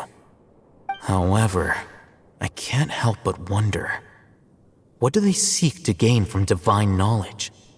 The Academia is going out of their way to look for forbidden knowledge, but what is their ultimate goal? I've spent quite some time trying to analyze the contents of the divine knowledge capsule, but to no avail. It seems like my way of thinking is too different from theirs.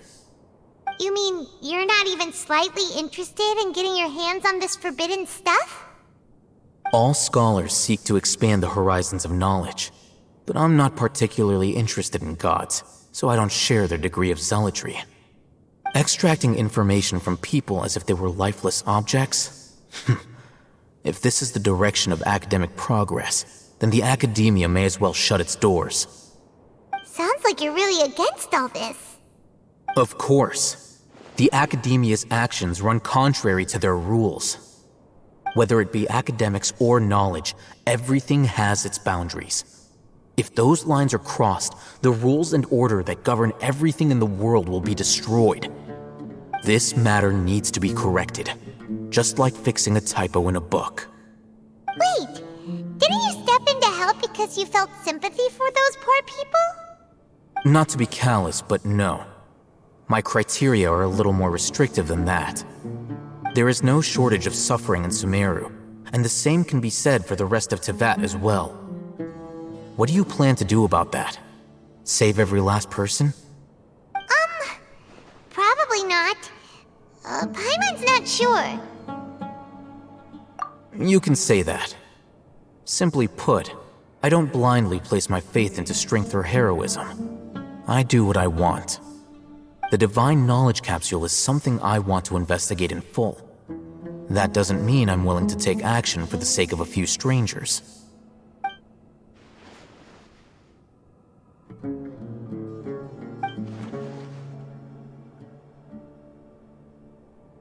Paimon's been wanting to say this for a while.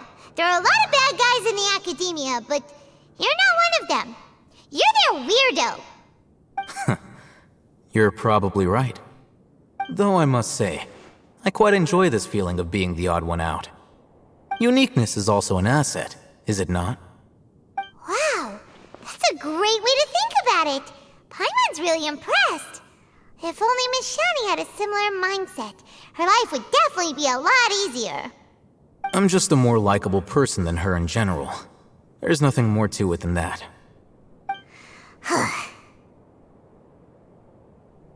He won't last long if we leave him here. Let's take him with us. We'll work out our next step after we return to Aru Village.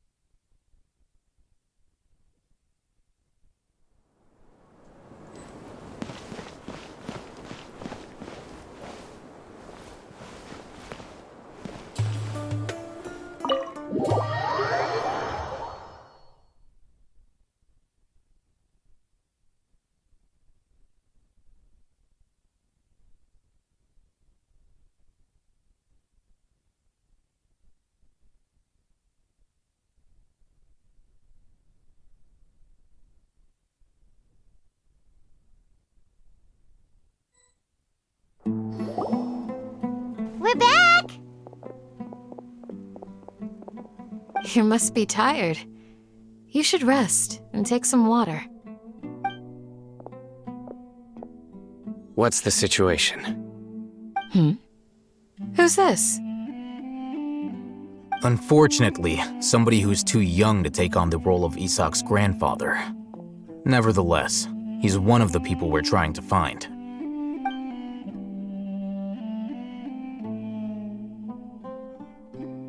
So, at one point in time, the abandoned Elazar Hospital served as the Academia's site for extracting divine cant knowledge. Yep, pretty much! Their plan must have been implemented at some point before we arrived at Aru Village, since divine cant knowledge has been in circulation for a while now. Yet, they fled once we were headed to the village, almost as if they knew we were on their trail. Why is that? Yeah, why is that? We may have a mole in our midst.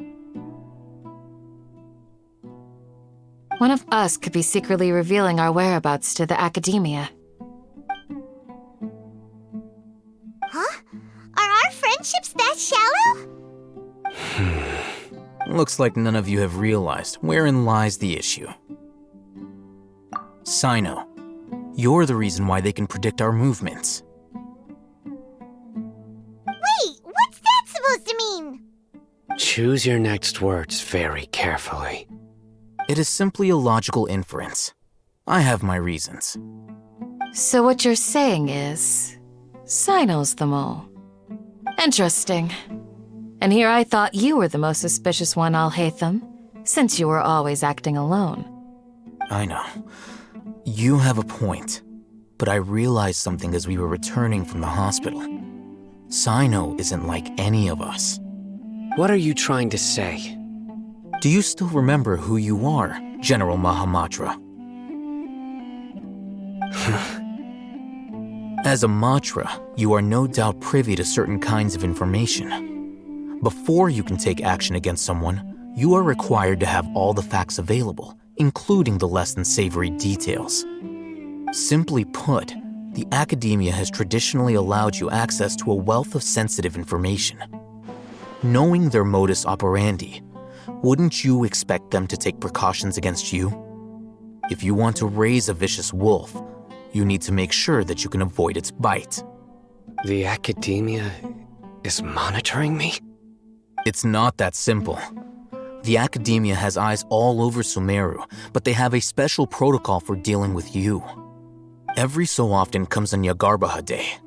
On this day, the Academia enters new information into the Akasha through knowledge capsules.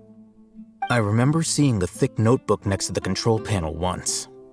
Its contents were all about the General Mahamatra, his activities throughout the day, preferred methods of enacting judgment, everything. You're saying that the Academia entered my information into the Akasha too? But what's the point in doing that?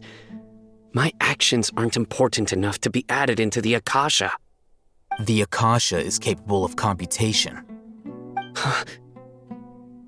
The Akasha's algorithms are entirely capable of predicting your movements using the data entered. When you would depart, the route you would follow, your destination. It knew all of this. It predicted my every move. The Academia has been watching you longer than you think. So that's how it is. Sino adheres to his principles so strongly that he's actually a thorn in their side. Tenacity of will and steadfast faith are worthless to the Academia. They need scholars who are easily pliable and mindlessly go after anything they can profit from. Sino, don't take it to heart. This just proves how much of a trustworthy ally you are. They escaped because of me. Don't blame yourself. It's not like any of us would have known. I have an idea. If they predicted my movements, then I might be able to guess where they went. Whoa, you bounced back fast. There is always an opportunity for safety after danger passes. Oh, so that's how it is! Paimon gets it now! If the Academia is trying to avoid Sino, then the safest place would be... Yep, that's right! They'll want to proceed in the direction opposite of where I'm going.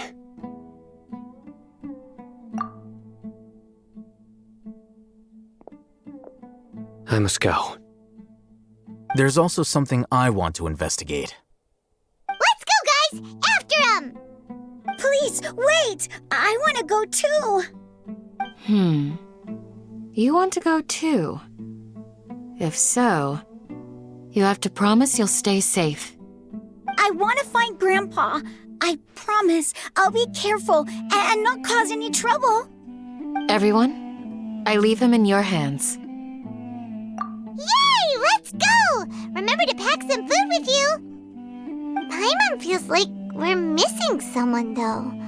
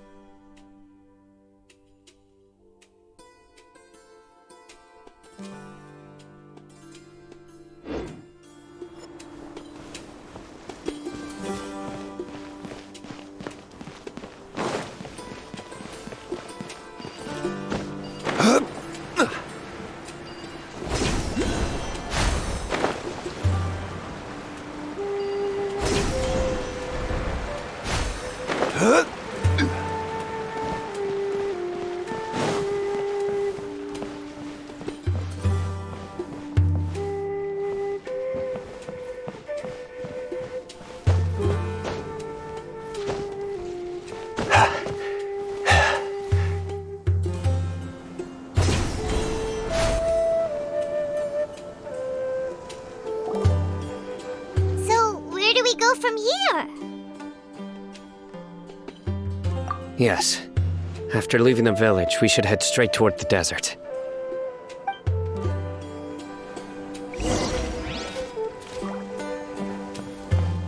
I know the desert desert like the back of my hand. Is that because you play here a lot? Yep. One time, Grandpa almost got lost in the desert, but I was the one who brought him back.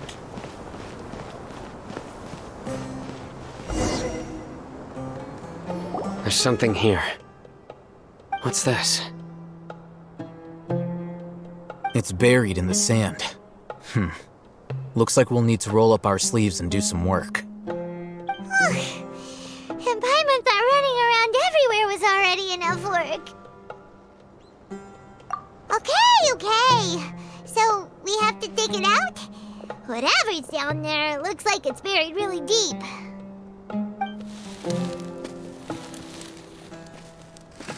These are likely fragments of an Academia-developed device, something akin to a headset. Looks like there were more than one village keeper. They must have been escorted this way because there are device fragments scattered around here. Let's split up and search the area. Chances are that we'll find other things nearby.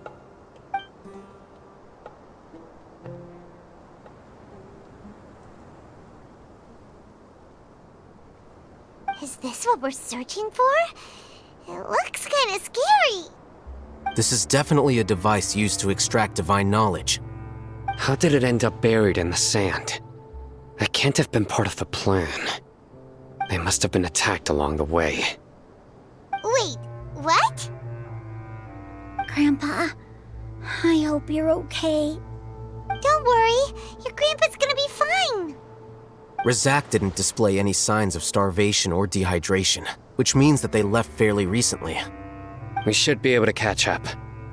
One more thing.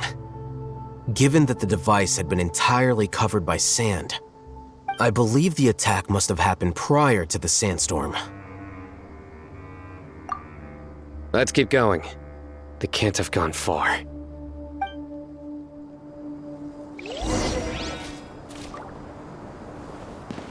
Ugh, but running on sand is so tiring. But you're flying, aren't you, Paimon? Is flying over sand tiring too? Ugh, of course it is!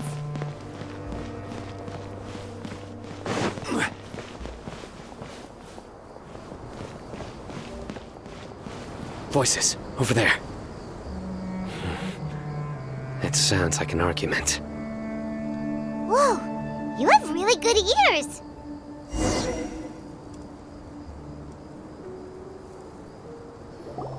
Don't get any closer. They'll notice us. Dia's talking with the Eremites? Very interesting. Let's listen in. If you had informed me sooner, there'd be plenty of room for us to... You're one of us. We would never lie. Scholars. You don't know as much as I do. Need me to... I knew it. That's our Dia. Dia? Why would you... Dia! Hey, what are you doing? Huh? Didn't you say you'd help me find Grandpa? Why are you on their side? Well, look who's here. Ain't that something? This complicates things. You've betrayed Aru village? So, this is the great General Mahamatra. Dear, you'd be better off as my assistant than hanging around with this motley crew. Seen for yourself, I have the means and methods, and my ideals are far more admirable than theirs. I'm not the type that's easily swayed, Raman. You of all people should know that. Wait, what's going on, Dia? Whose side are you on here? Shut it, Paimon. It doesn't matter. Whichever side you pick, nothing could deter us from the grand mission of resurrecting the Scarlet King. Once our Lord of Old returns to this land, we will have a new beginning. Face the facts, Raman. It's not gonna happen. You should understand that more than anyone. Have all your years as a merc taught you nothing about placing hopes in a ruler? I'm a desert dweller and a proud follower of the Scarlet King. Whether I live by the edge of the sword or in peaceful comfort, my soul will always carry this conviction. It's not too late yet. The village Mad scholars aren't gonna bring the Scarlet King back to life. You don't understand, my dear lady. Pursuing our faith is our purpose in life. Even if the chance of success is 1 in a million, we must be willing to give everything we have. Even if it'll expose you to the academia? Even if they end up disbanding the Eremites? Your Eremites, which you've worked so hard for all these years? Yes. We've waited a long time for this day to come. The sun and the moon no longer shine here. All you see now is cracks in this desiccated land. But fate has finally dealt me a hand to play against the academia. With these scholars in our custody, we'll stomp the academia's forces and fight our way beyond the wall of Samiel. Ridiculous. Think about it. The academia controls the entirety of Sumeru. Your powers are negligible in comparison. If you still don't believe me, then try asking these 2 men. They're also against the academia, but neither of them are as arrogant as you are. They look more like pawns of the academia to me. Why would I listen to anything the people of Greater Lord Rukkhadevada have to say?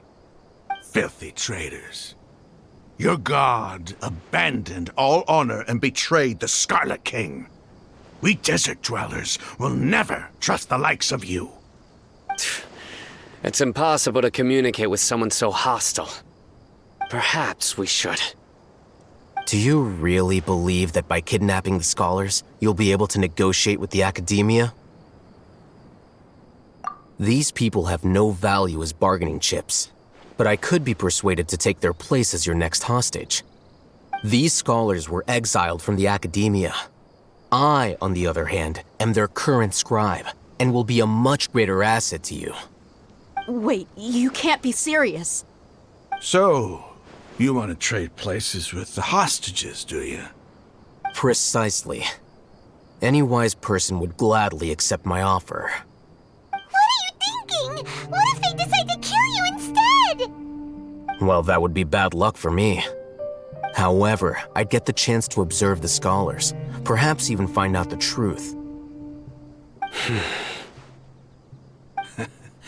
Think you can talk me over with that confident look of yours? I'm not trying to persuade you. I'm using this as a means of joining forces against the academia. You are the scribe. What do you have against the academia?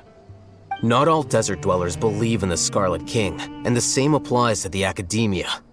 Why must all knowledge seekers approve of the academia's way of doing things?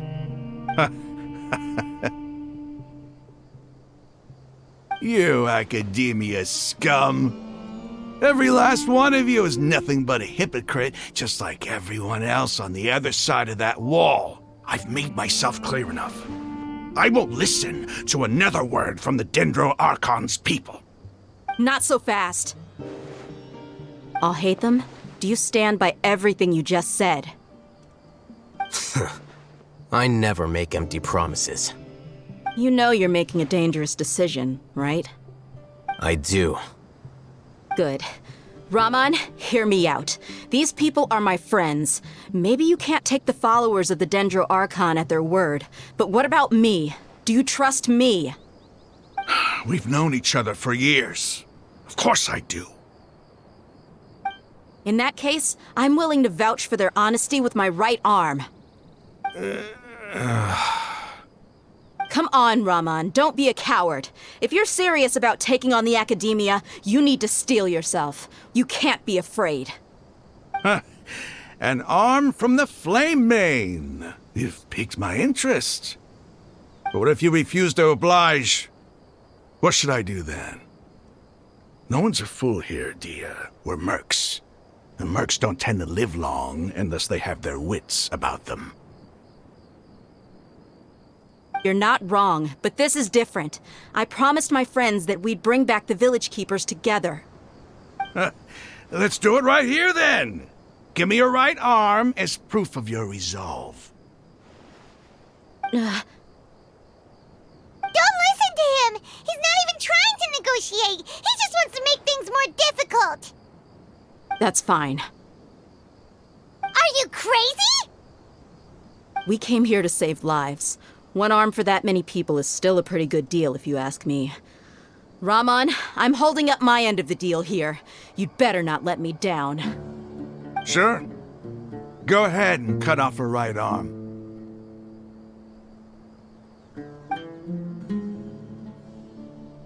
No! Dia! What are you gonna do? Think of something! You don't have to go this far. That's not for you to decide. Do it! Dia! Run!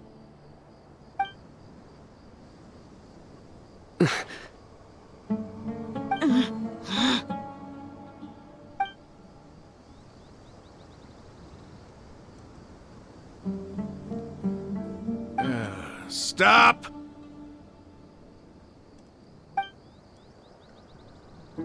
What's wrong? Can't do it? Flame Mane, you and I are both desert folk. Cutting off your arm is no different than cutting off my own fingers. Where's the sense in cutting my own kin to pieces? You've shown me that you're serious. Go on now, take your friends and leave. Meet me in the desert at noon tomorrow.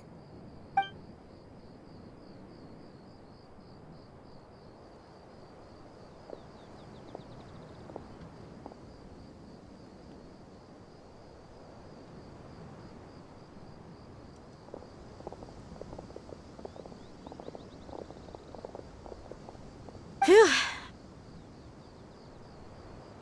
I was really counting on him not going through with it. Dia!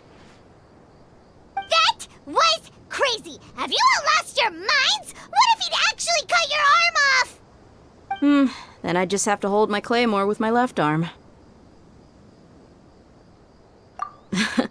Okay, I'm sorry. But sometimes when you're out on a limb, you gotta double down to seal the deal, you know? Don't ever make a promise like that again. I can deal with the likes of them. If it came down to it, you would not lose to them either. I don't doubt it, Sino. But this is about more than me and them. There's a lot more where they came from.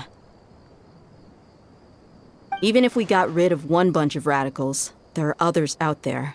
Wiping them out would do more harm than good. As you wish. I'm sorry, Dia. I should have stayed put and listened. I should have trusted you. It's okay. I promised you I'd help find your grandpa, so I'll do whatever it takes. Whatever it takes? You just might be scholar material. Huh? Are you serious? The Eremites once said that I was a lunatic. Perhaps a little madness is essential to be successful in research. Why does it feel like he's using his praise for me as an excuse to brag about himself?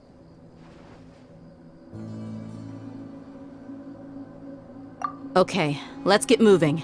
We should head back to the village and rest up. Today was just a trial run. Noon tomorrow is gonna be the hard part.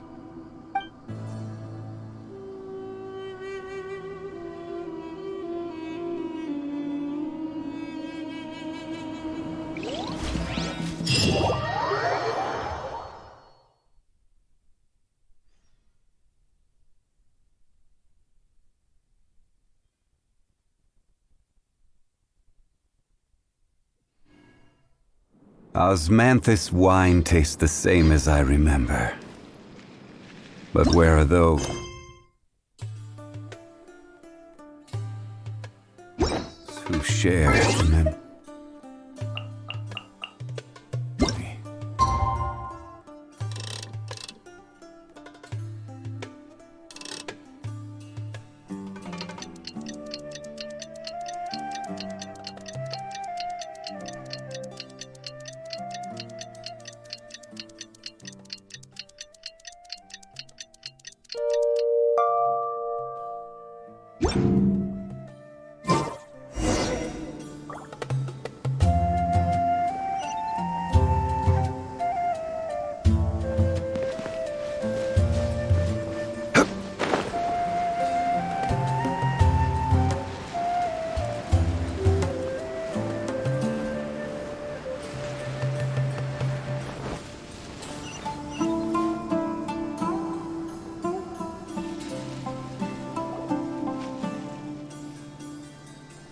You're all here so early.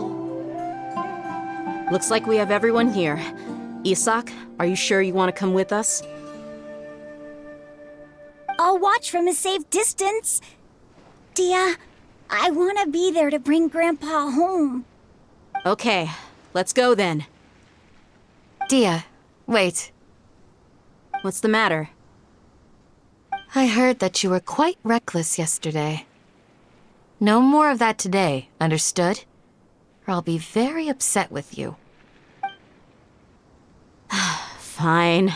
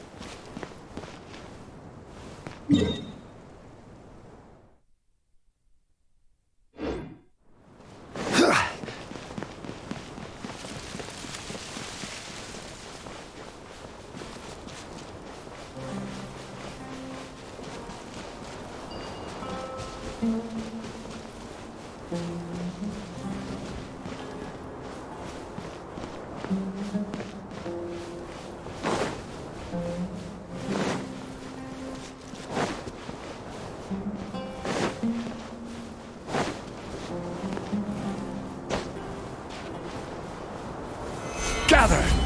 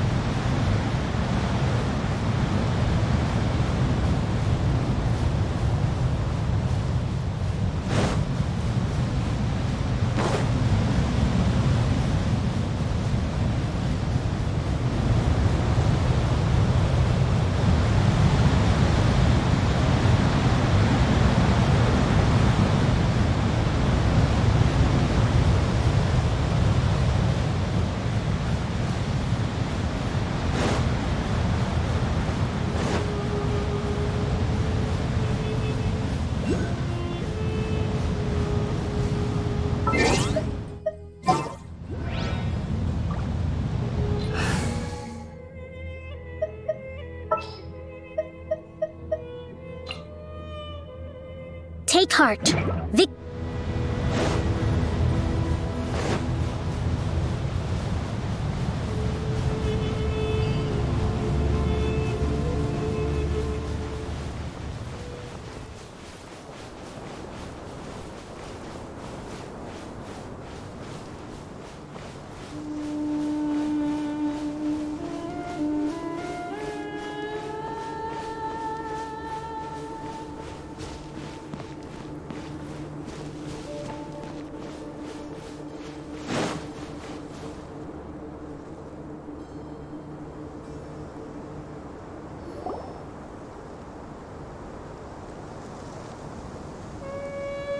Huh.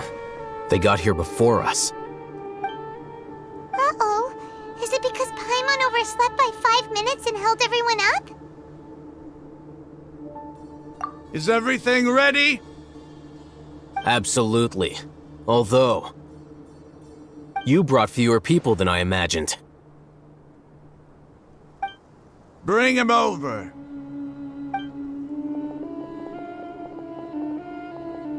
Grandpa! Why is there only one of them? Rahman, I've always thought of you as a man of his word.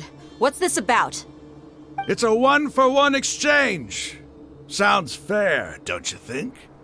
And let me put it this way. Agreeing to any kind of deal with the Dendro Archon's people is already a huge compromise on my part. Don't you think you've asked enough?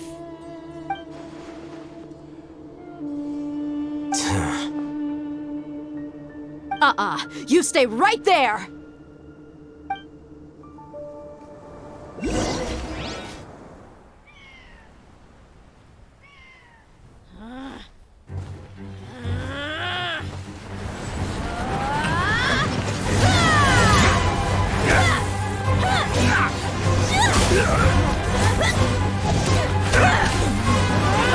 Boy, what do you think you're doing? Grandpa! Don't you see this blade here?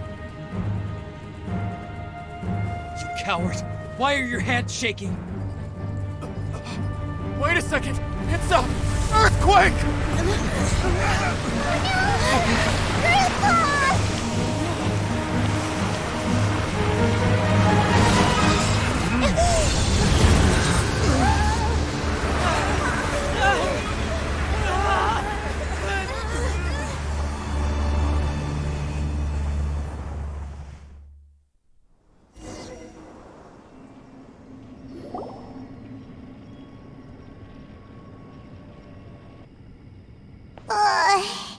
Paimon's dizzy.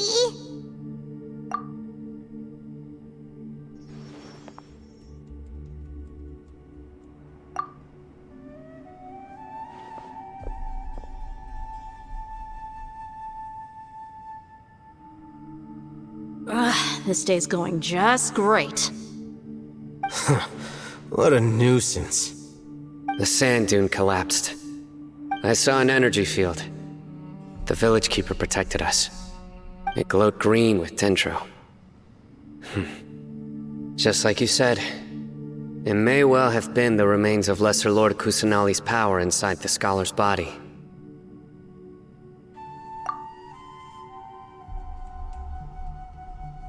The Dendro Archon. The present one. Grandpa? Grandpa? Oh no, he's getting confused again. Hey, look around you. Did there used to be a temple here?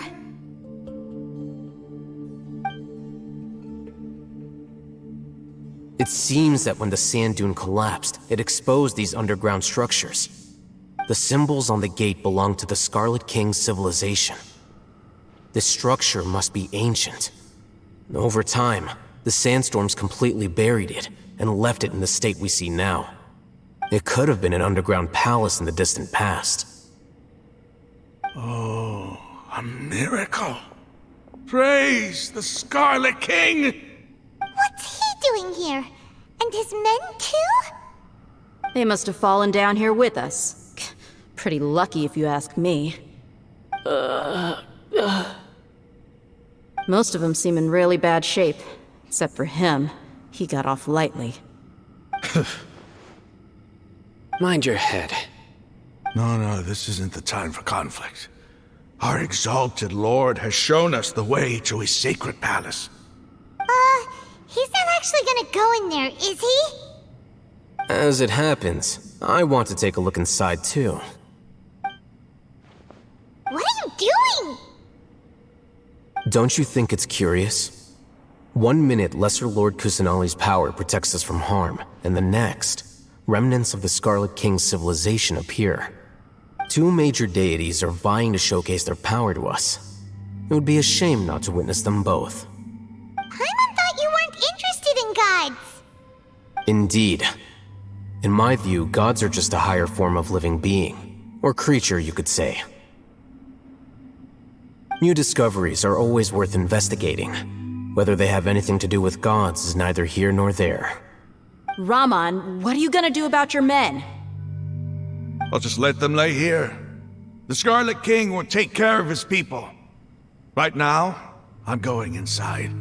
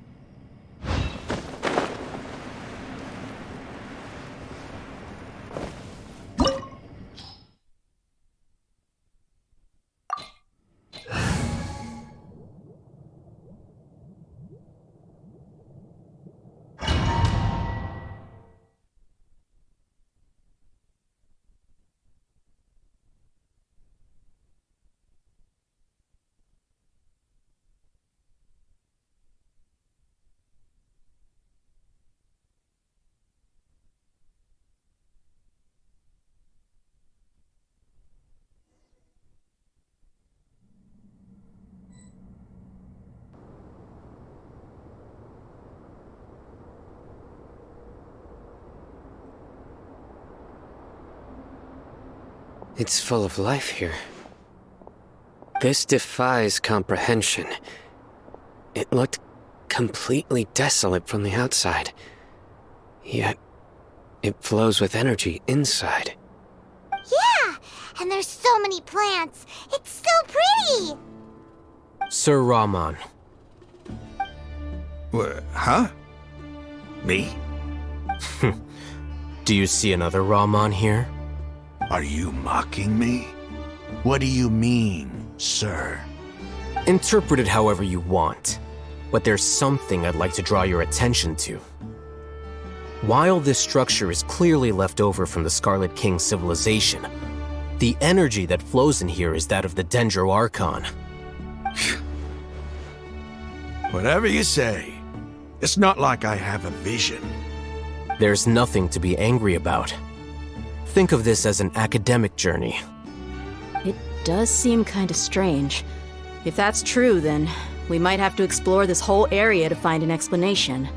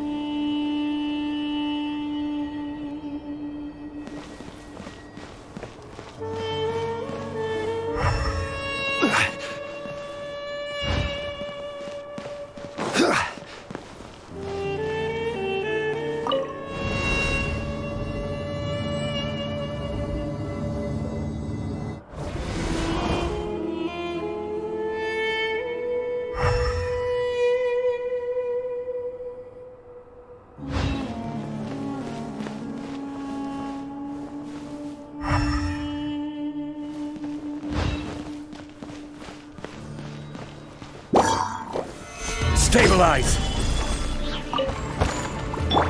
There is no escape!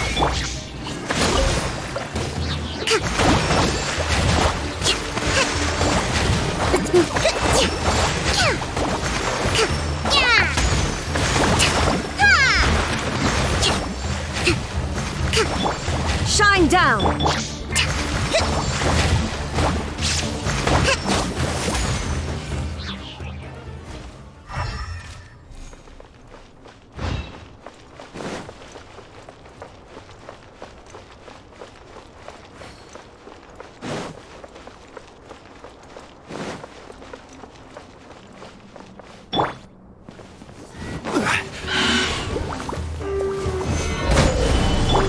There is no escape! Allow me! Torrent, my refuge!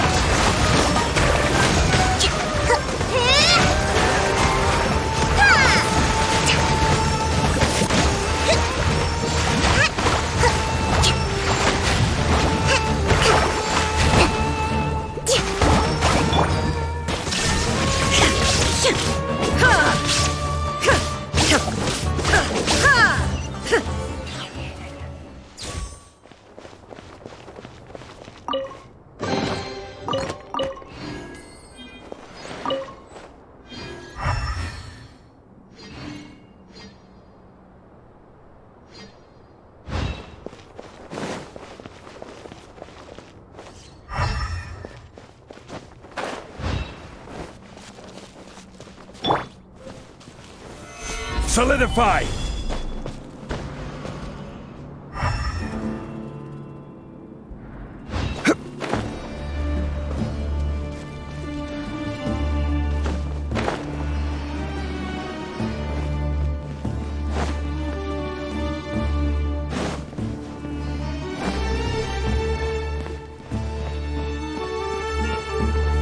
Stabilize!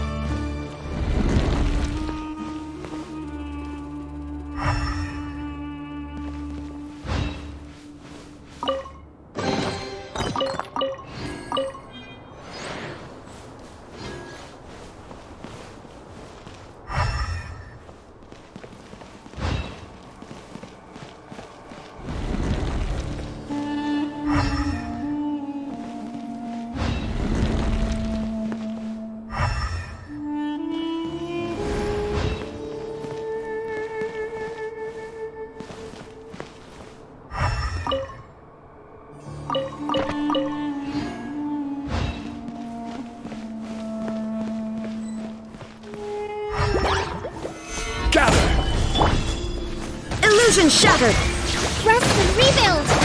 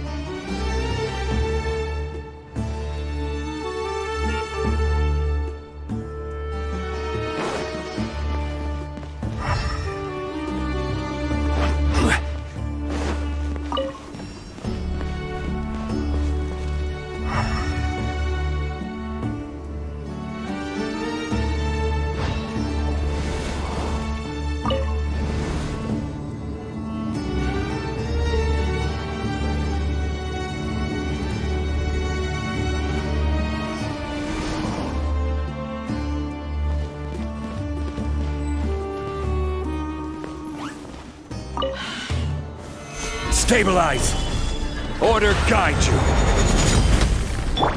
There is no escape!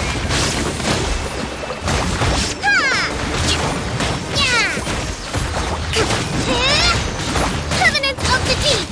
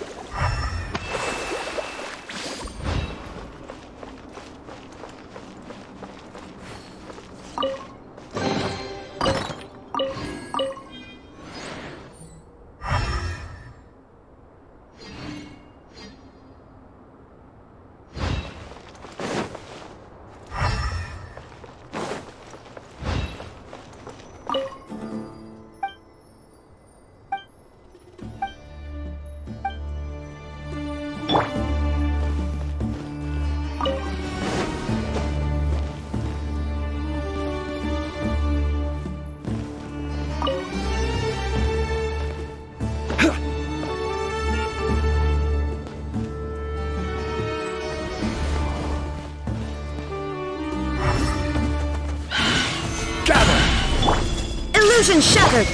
Hold the line!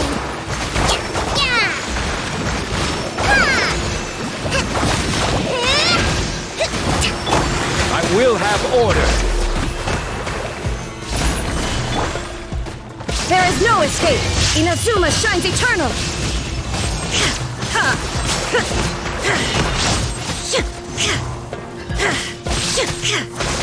Illusion shattered!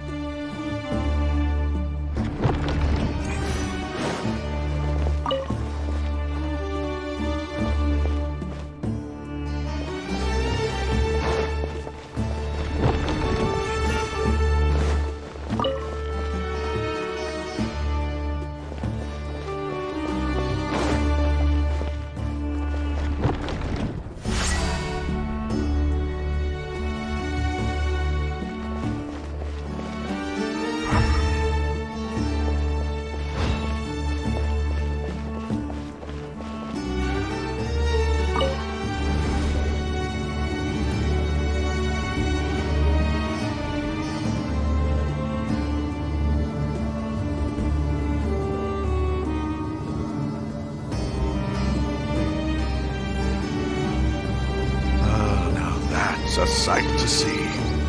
The Scarlet King's splendor surrounds us. There's so much vegetation here. It's different than what I expected. Sure are a lot of plants for a desert.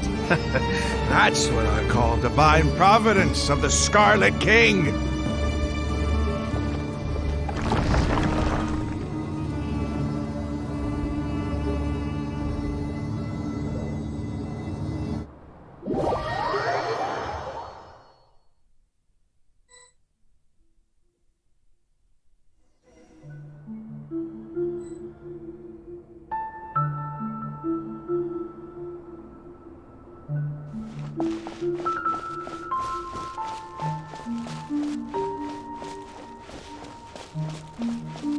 It's getting brighter!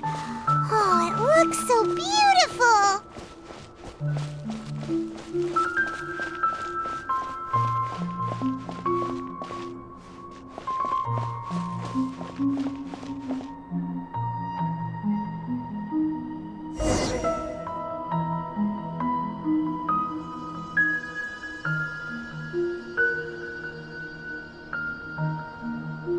Wait. What's that?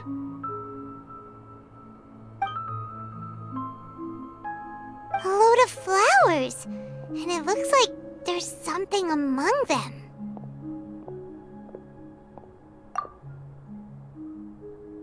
Oh, these are Scarlet King runes. They left something behind. Yes. It's an elegy written in an ancient script. What does it say? Here lies our faithful priest Kasala. His wisdom is a miracle among the people, deserving of high praise and admiration. You can read ancient Scarlet King script? Of course. Every student needs to master at least 20 languages before they graduate. He's not serious, right? There's still something off about this place. The elemental energy here is too concentrated. The scent of life. Is it trying to tell us something? Is this it? Analyzing.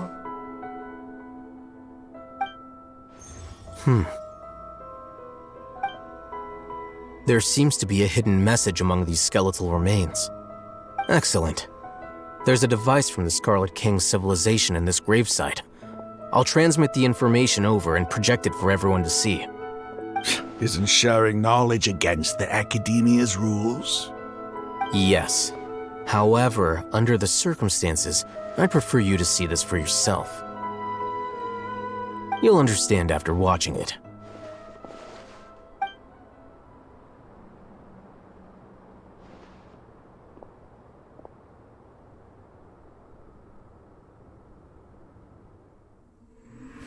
Civilization is born of knowledge, but so too can knowledge be its demise.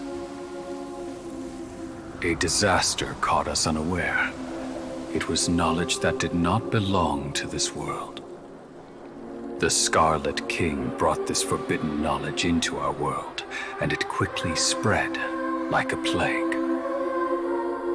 People's minds were filled with crazed whispers.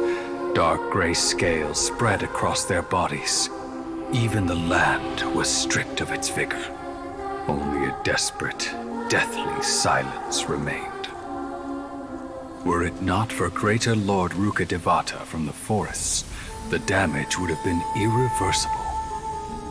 She summoned the priests to build temples and infused into them the divine power of life. The disaster was miraculously tempered, and the embers of our civilization were preserved in Aru village. Alas, the miracle could not last. As long as forbidden knowledge continued to exist, it would forever blight this world. In the end, the proud king of the desert, my eternal lord, chose to sacrifice himself. I have spent my whole life since guarding one of these many temples. But now, my duty is coming to an end. As I close my eyes for the final time, the sight of that noble deity will appear in my vision once more. In helping the Scarlet King to eradicate forbidden knowledge, she exhausted her strength, and her form became that of a small child. How strange. Now that I think of her, I no longer have any fear of death, for I sense that the spirit of life will abide with me during my eternal sleep. Children of the desert, cling no longer to past grievances, but hold tight to the memory of this act of benevolence. What was that? The priest's memories. No, impossible.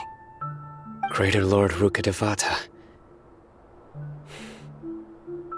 So the former Dendro Archon and the Scarlet King were never enemies at all. But this doesn't make any sense. The Dendro Archon's followers, they're clearly... Was that the former Dendro Archon? She became so tiny in the end.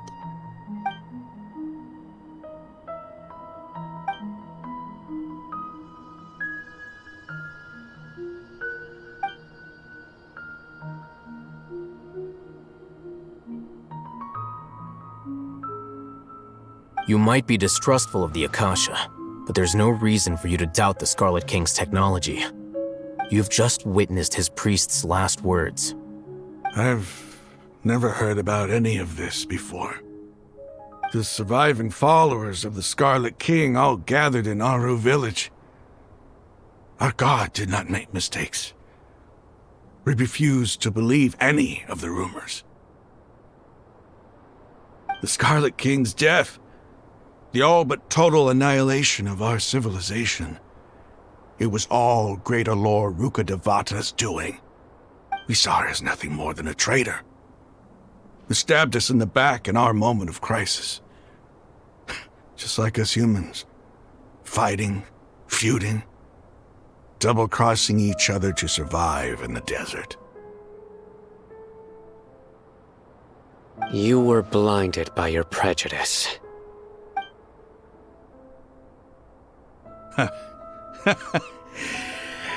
If I hadn't seen this for myself, if I hadn't witnessed his last words with my own eyes, ears, and heart,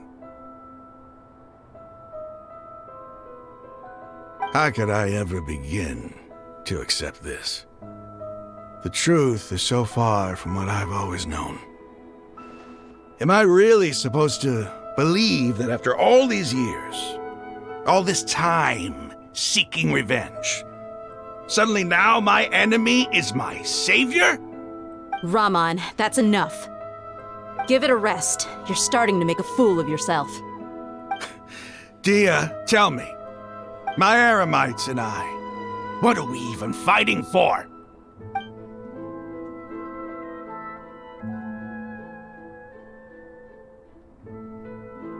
Hey, how you doing? I'll live. Thanks. I should probably go. Can't just stay here forever. What's your next move gonna be? Oh, I know what you're going to ask. I feel deeply ashamed of everything I've done. You'll get everything you're asking for. But please, give me some time. After everything that's happened here today, somehow I need to explain it to the others. It's not gonna be easy. Well, I guess that's for me to deal with. Dia, this is where our camp's located. Make a note of it.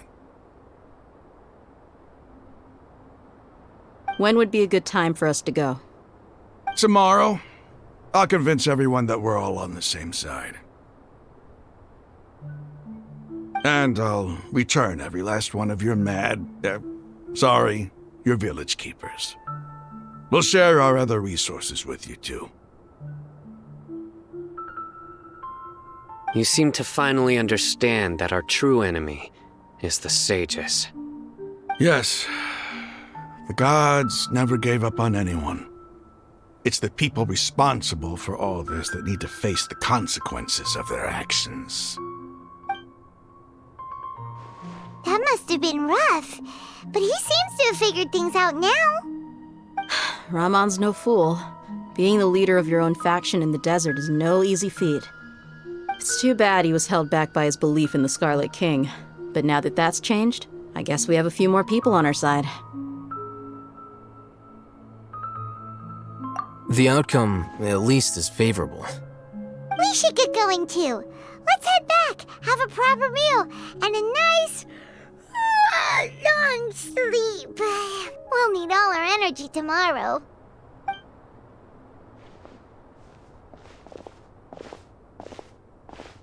Sino, we're leaving! Stop yelling.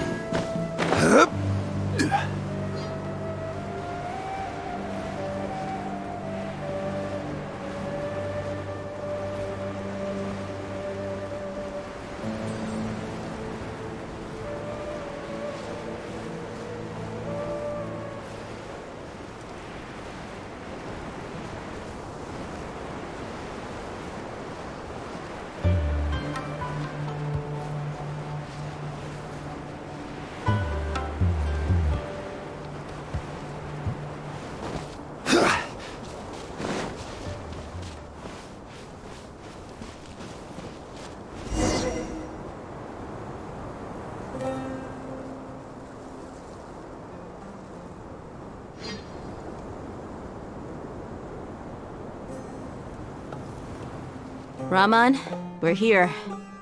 Everything's been arranged. Someone will bring the village keepers back to Aru village shortly. I guess all I can say now is, thanks for agreeing to help. Ah, don't mention it. I think we can both agree you went to hell and back for it. But we share a common cause now. From here on out, we're allies. Where are the perpetrators? I'll bring you to them. Follow me.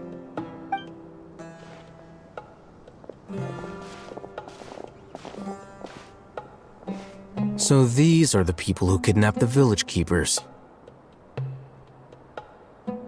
Oh no, it's the scribe! There's no need to yell. No one can help you now. We've been all over the desert trying to find you! That's right.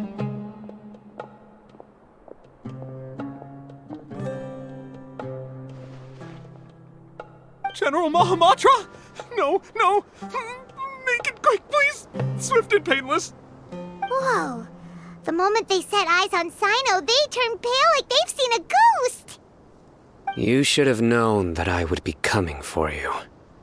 Wait, we were just following orders! You know what I'm talking about, right? There's no way we could have done all this by ourselves! No, not Sino! He's gonna tear us limb from limb! I could do worse. Please have mercy! Start talking. Otherwise, I'll have to resort to other methods. So, your superiors have kept you quite busy recently. Why? What are they trying to accomplish? They wanted to extract canned knowledge. Don't play dumb. You know what I'm really asking. They extract divine canned knowledge. Then what? I really don't know how to explain it. Well, you better start talking or you'll be sorry! You don't want to make things any more difficult for yourself, do ya? Be my guest.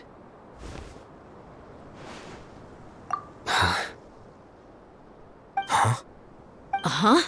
That sure didn't sound like a fancy metaphor or anything. You're serious, aren't you? How did you know? There's no use hiding it now. Yes, you're right. The Academia is working on an important and potentially world-changing project. They are creating a new god. A god that will belong to them and to the people of Sumeru.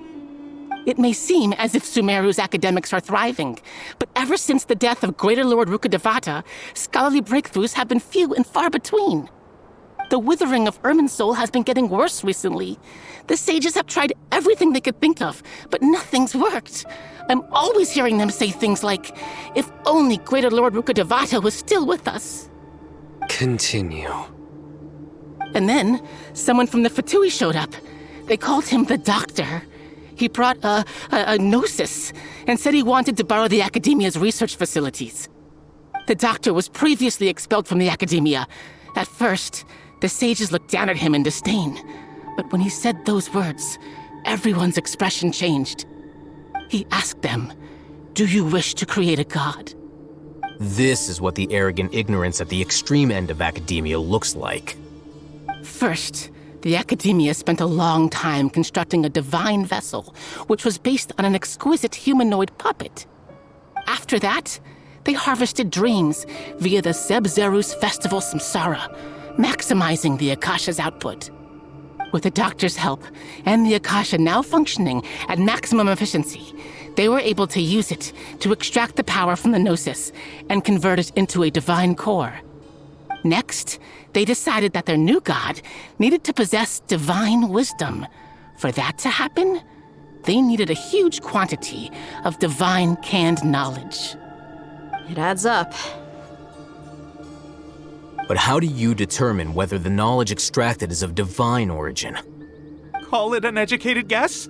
The Academia has been trying to figure out the exact source of the Scholar's madness for centuries, but to no avail. Nobody can explain the cause of this phenomenon. Surely you can see what that implies, Scribe Al-Haytham. If it's knowledge no mortal can comprehend, then it must be something only gods are able to decipher. In other words, It's the source of the God of Wisdom's omniscience and omnipotence.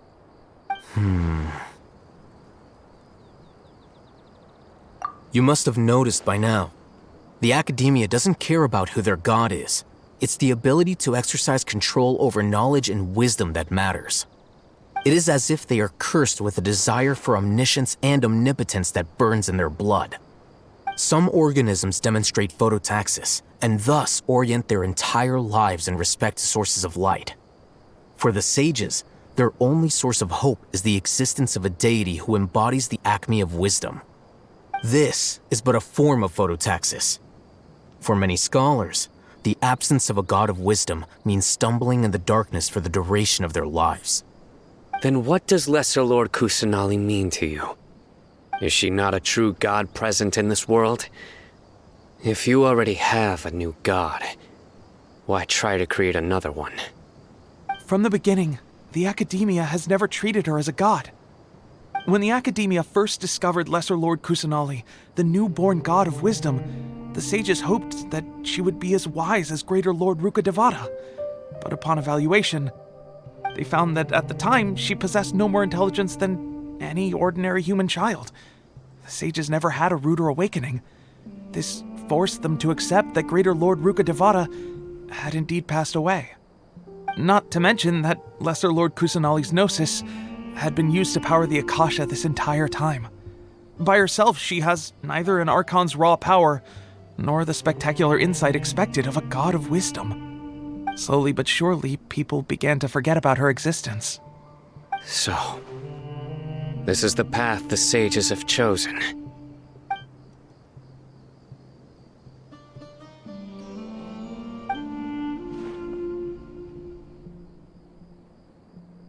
All right, let's try to keep our cool. If everyone's in a bad mood, then let's change up our scenery. Raman, give me a few men to help us escort the village keepers back to the village. And these two scholars, they're coming too.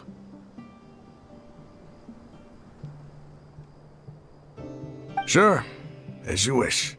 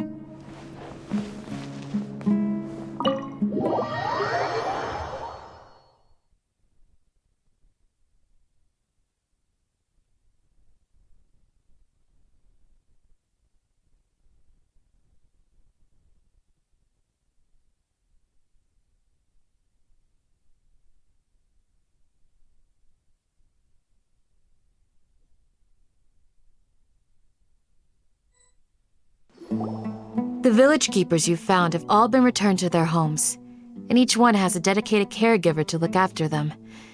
The two new scholars are being kept under close supervision, too. Really great work, everyone. The atmosphere is so heavy.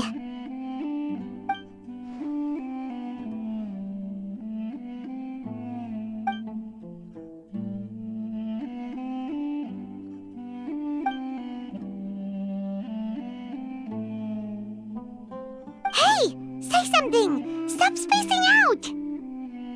Come on, is there nothing left to talk about? In that case, let's all get some water and try to think about something else. Or I can go fetch some snacks. Oh, Paimon's so coming with you! Do you have any plans, Traveler? Gods above, you're not talking about work, are you? So you were still withholding some information?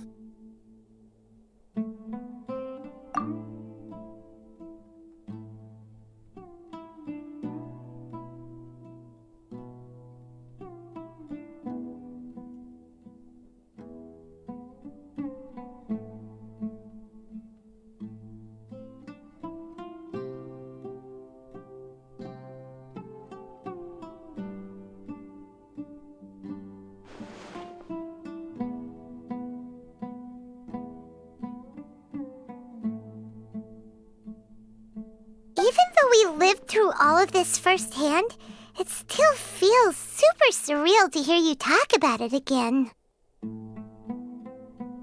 What a whirlwind of a story. I felt like I was holding my breath the whole time. It seems like there'll be more issues to face in the days ahead than I'd anticipated.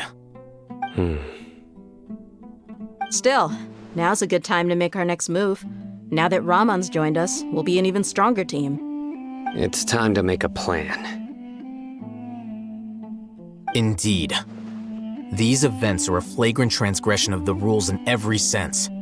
We cannot allow it to continue. So, everyone, are we on the same page? Crush the sages and rescue our god. That is our ultimate goal. Well, let's brainstorm a little more about what other resources we can draw on. The next time we gather here, we must have a solid plan. Yep, it'll work out for sure.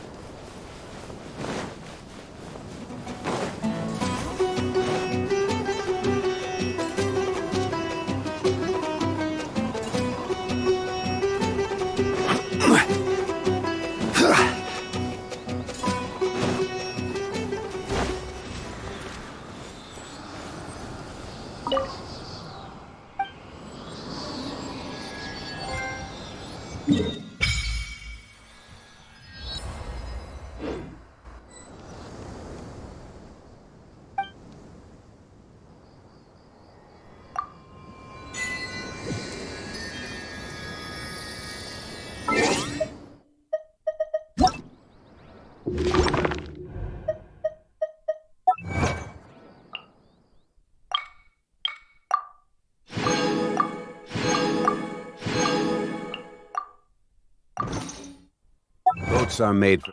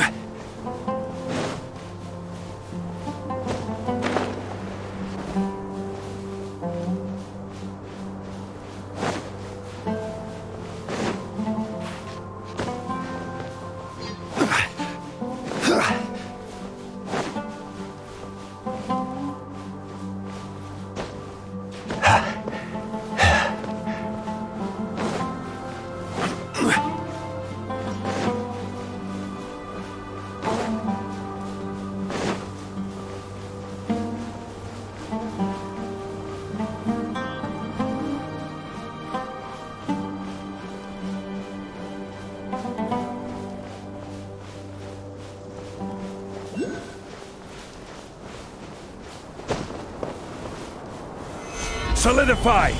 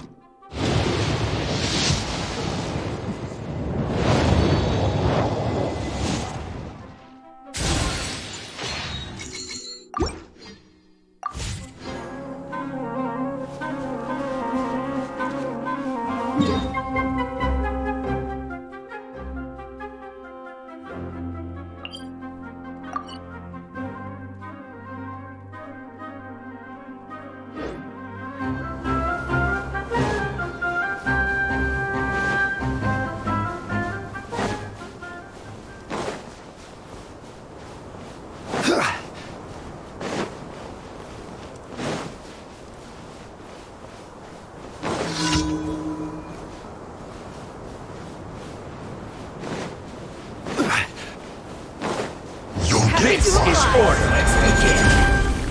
Gather. I'm going in! Turret, rebuild!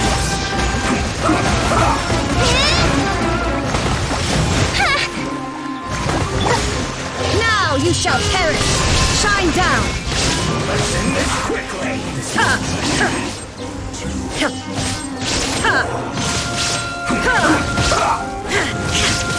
I guess this is it.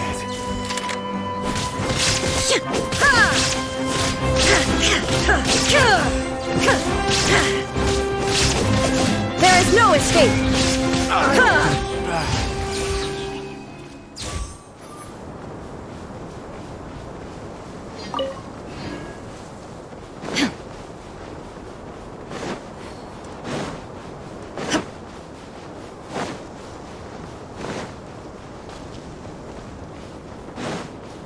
Looking for trouble?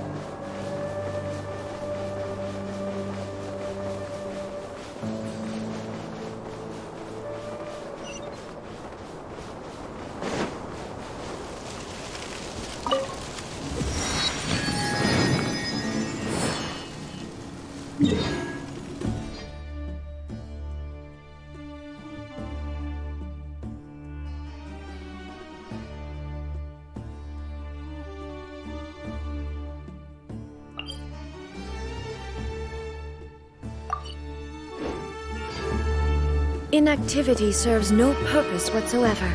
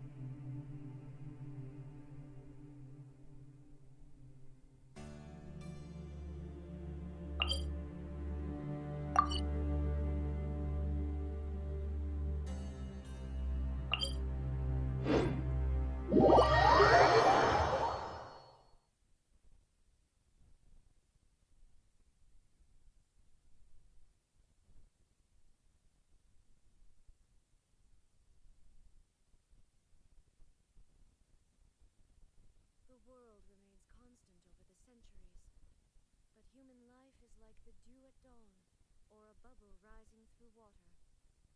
Transitory.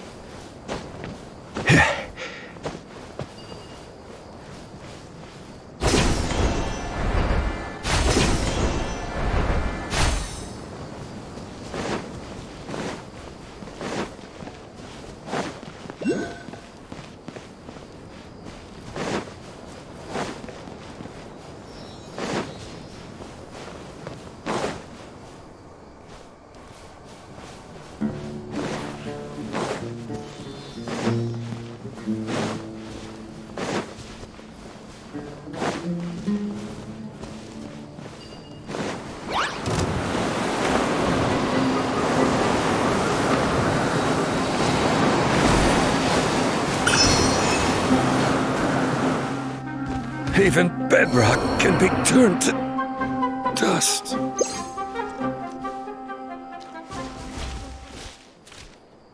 Teamwork is dreamwork! Solidify!